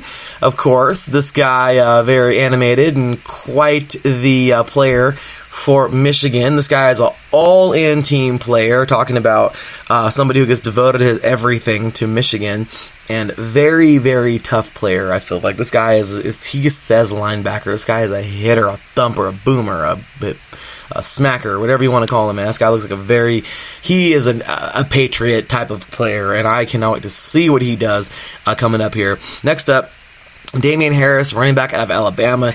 Wouldn't you know it, this guy would fall to the third round, and guess what? He's going to the Pats, and yeah, I think he's going to shine there. Vyodny Kahuste, I believe. I don't want to butcher his name, but he is, let's see here, offensive tackle out of West Virginia. This guy blocked for, of course, their quarterback. I forgot his name. But he's actually he should be a pretty good offensive lineman because they had a pretty decent year. Very, very tough division or conference. So not too bad, not too shabby there. A Mountaineer coming on over to the Patriots. Next up, looks like Hajalte Froholt, I won't butcher his name either, but center/guard out of Arkansas, coming on over in the fourth round. Also in the fourth round, Jarrett Stidham out of Auburn, quarterback that some people, were iffy on, but if anybody can develop him, he's going to sit behind a legend, in my opinion, the greatest quarterback to ever play the game, Tom Brady, and be coached by Bill Belichick, so I think he, can definitely learn a thing or two there. Next up, Byron Cowart, defensive tackle out of Maryland, picked up in the fifth round, as well as Jake Bailey, punter out of Stanford in the fifth round. And then you have a seventh round pick, and that was it. Ken Webster, corner out of Mississippi. So overall, what do you think, Pete? I mean, give us a grade and give us a thoughts on some of these guys and what they could possibly do for you, maybe coming up this year or in the future years. Okay. Well, I mean, as a rule, Larry, I don't give grades for drafts. I wait at least 2-3 years before I grade a draft. But with that said, I'm happy with the guys that they drafted. I think they were, considering, where these guys were. I think there's some good value picks. I think there's some guys that can emerge. I think getting, anytime you pick a receiver in the first round, it's a real crapshoot because it takes them at least a year to learn the offense. I mean, it's very rare that you have a guy like, say, Larry Fitzgerald that just comes in, or Randy Moss, who just comes in and is just a monster right away.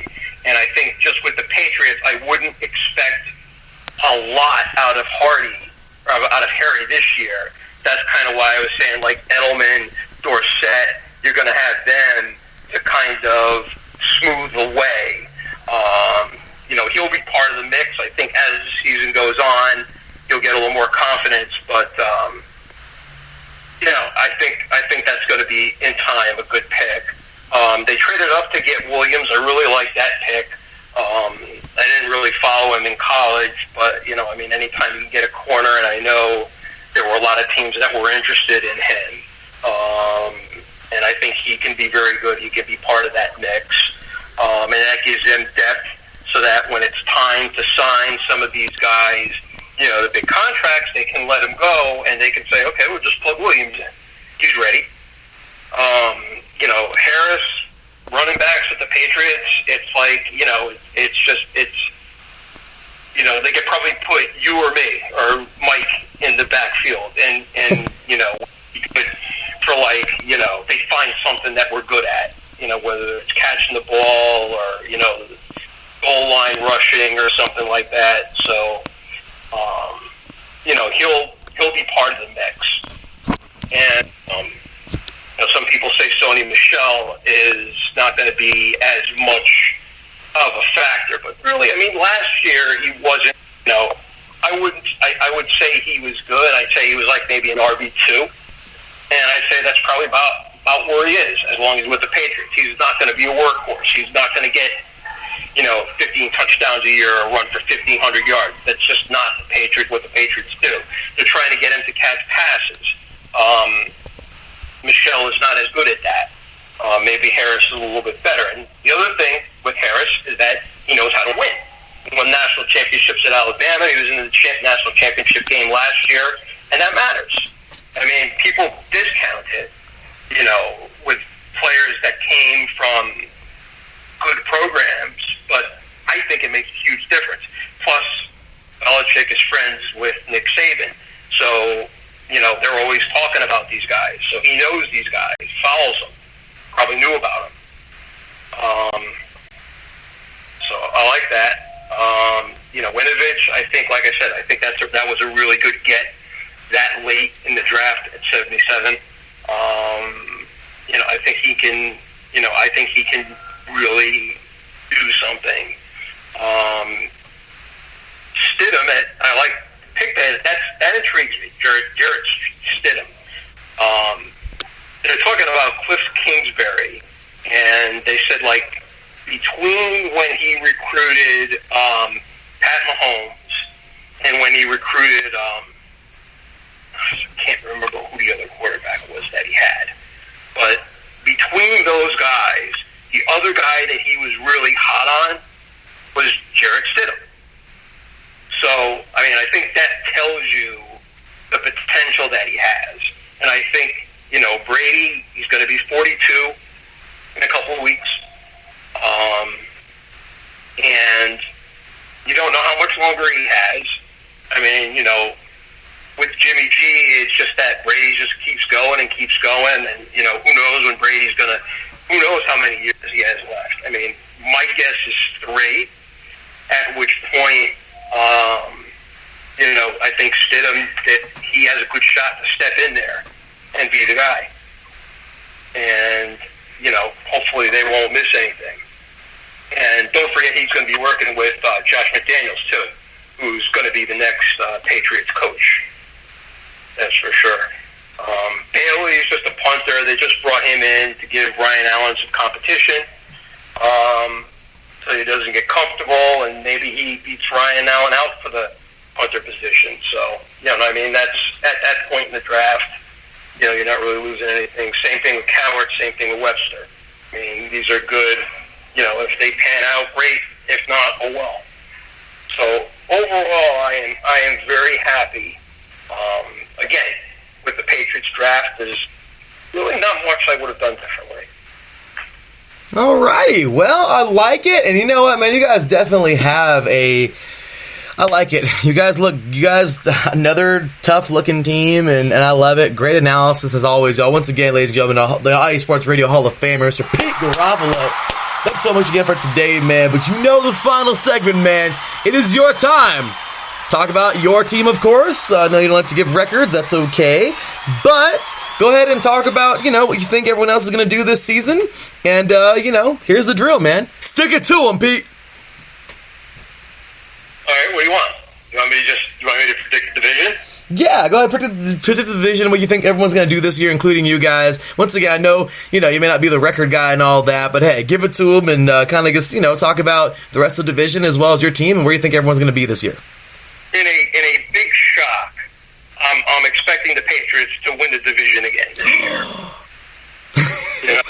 I know it's going to blow everybody away. My gosh. I'm going to say 12-4 and a 2 seed. That sounds about right.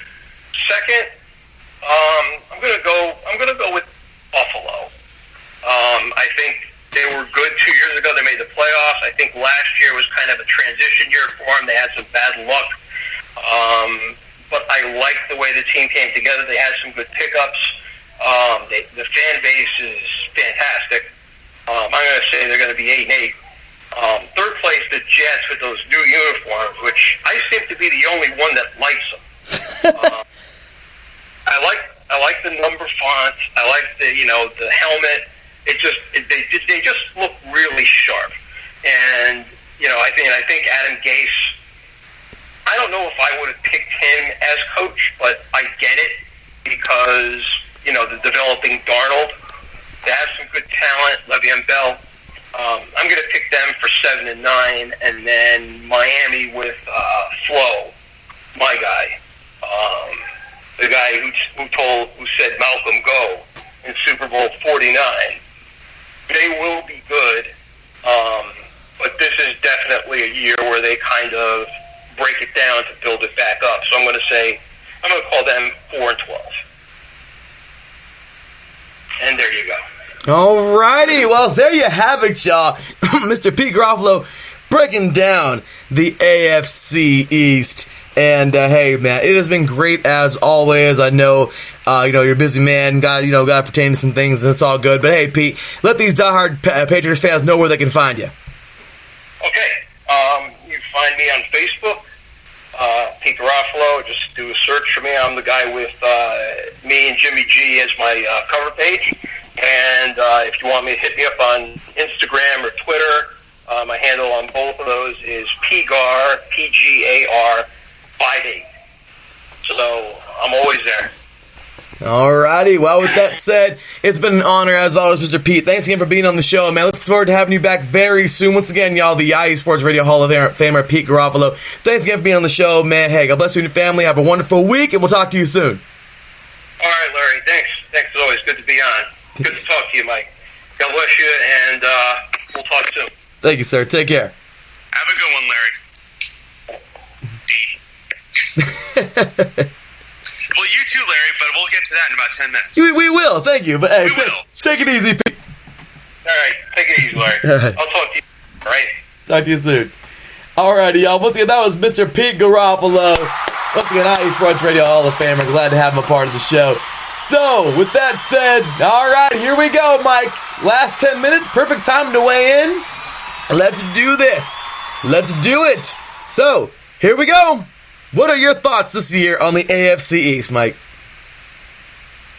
Well, I mean, I would love to do a 4-3-2-1, who I think is going to come in last, to first. But in all reality, I mean, you and I both know this is the Patriots' division to lose.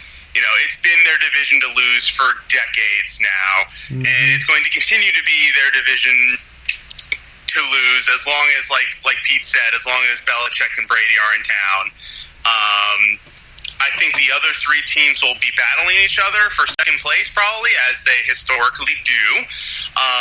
If I had to pick a team, I'm going to do kind of what I did last year, because I think with a couple divisions, instead of ranking them, I said who I was least competent and most competent in. So among those other three, I'm going to do that. So of the three, Miami, the Jets, and the Bills, I'm going to say I'm least competent in the Dolphins. And the reason being is that their trenches, their offensive line, defensive line combined, are probably the worst in the division.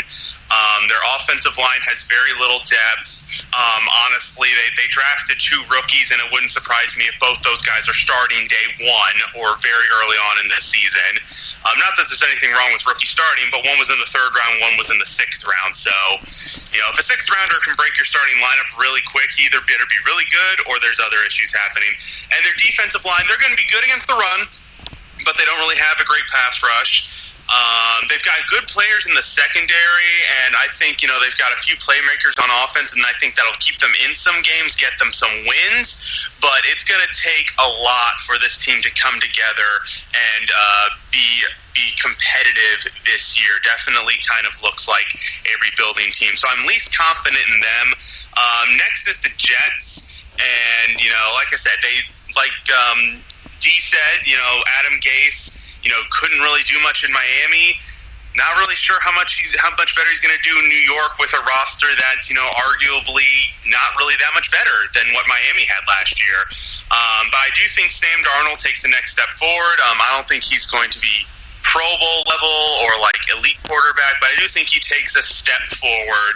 And they do have, I think they added some star talent, and while I don't think it's enough to make them as a whole competitive, I think it'll be enough to sneak them a couple extra wins, particularly Le'Veon Bell and C.J. Mosley on defense at linebacker. I think those two combined, plus drafting of Quinnen Williams, who I think is an instant impact lineman, I think they will be able to sneak out a couple more wins than they did last year.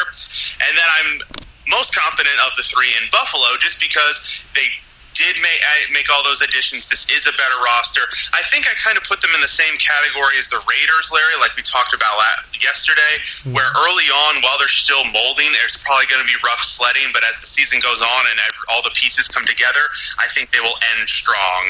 I don't put any of those three, however, in really strong wild card contention. The AFC's got a lot of good potential wild card teams coming out of particularly the AFC West and the AFC South. Well, actually, all three divisions could have some good wild card competition. So I really think it's only the division winner to make the playoffs out of this group, and that's probably going to be the Patriots. You know, call me crazy, Mike, but I think I agree with you almost to the T. You know, I'm gonna have to say, I mean, the Jets, they definitely have some work to do, but they're definitely not that hardcore bottom feeder anymore. Which I'm going to still put them in the basement, but I'm going to put them by one game. Like, seriously, I think it's going to be about one game. Of course, think about last year. Or think about what we were talking about earlier. I said, I think during break, the Dolphins may be like 8-8 or 9-17. But yeah, I mean, it's kind of looking over everything. They might have a few less wins than that. I mean, they are still in that hardcore rebuilding mode. We don't know what we're going to get at quarterback. Of course, we know it's the most important position there. They got, I feel like right now they have some kind of something going on there, but we don't know what's going to happen. I mean, Josh Rosen going to, who's really going to take the helm there? We don't really have a solid number one starter, really, in Miami. I will say about their quarterback situation, Larry, is that Ryan Fitzpatrick's not getting any better. Dude's 36, 37 years old, so he's not getting any better. We know what he's going to be. He can make some plays, win some games, but Tampa didn't do that great last year with him at the helm, so, how good is Miami? And Rosen, I don't really know if there's the support structure for him to take that next step.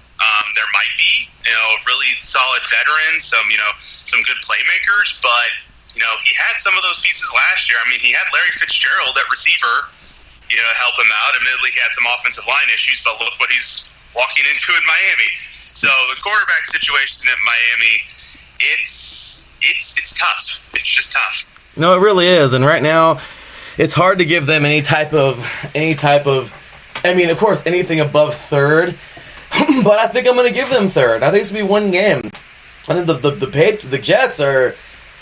This is their first year with Gay, so we're going to see what they can do. They got plenty of new pieces, but that gelling period and everything, I don't see the Jets going more than 4-12 at all. If they do win 5 games, that's awesome, but I don't see that. I mean, I don't see anything more than that. And then I'm going to put the Dolphins right there at 5-11. I know, don't hate me, Josh, I'm sorry, but yeah, with the quarterback situation the way it is, it's just not.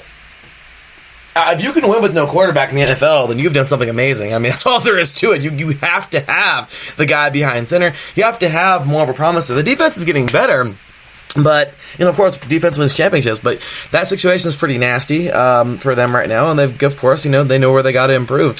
So, yeah, I'm going to be right there with you. Where did you have both those teams at, Mike, record-wise?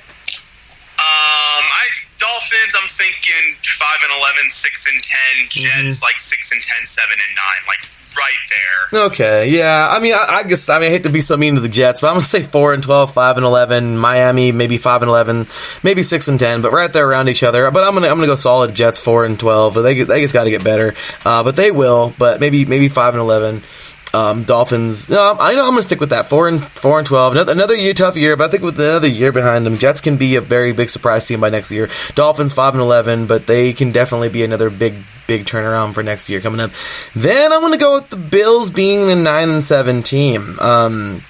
They could be 10-6 as well, but I think they can make the playoffs. They're a very stout team. They have so many free agents there, and they definitely did what they need to do in free agency. Their draft is actually pretty good. Like D said, they got everything they needed, and they look strong. So I think right now it's a very good team, and they can really come out and compete this year with the Patriots. Maybe not to the T, but I mean, I think they can maybe win one against them this year, and hey, show them what's up. I mean, it could be at home. If it's on the road, then crazy, do it in Gillette, but they're a very tough team. Regardless, surprise, Patriots, it's like once again, like it's any surprise, like it's any shock, but those Pats, man, tough team. I'm going to go a 12-4 season as well. They're just good, they're strong, they're tough, they take their licks every now and then. Of course, that's those 4 losses, if they're going to have 4 losses this year.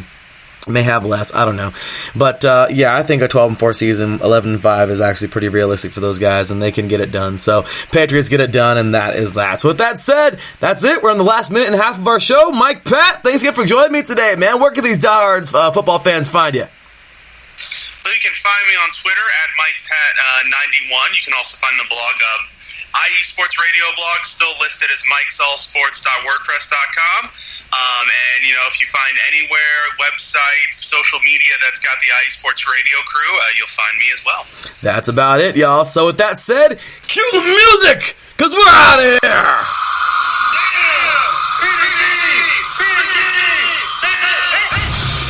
With that said, this has been the third day of AFC Week here at IE Sports Radio. AFC East Day has come to a close. We have now gotten through 12 teams. 20 more to go. Tomorrow, AFC South Day, the conclusion of AFC Week here.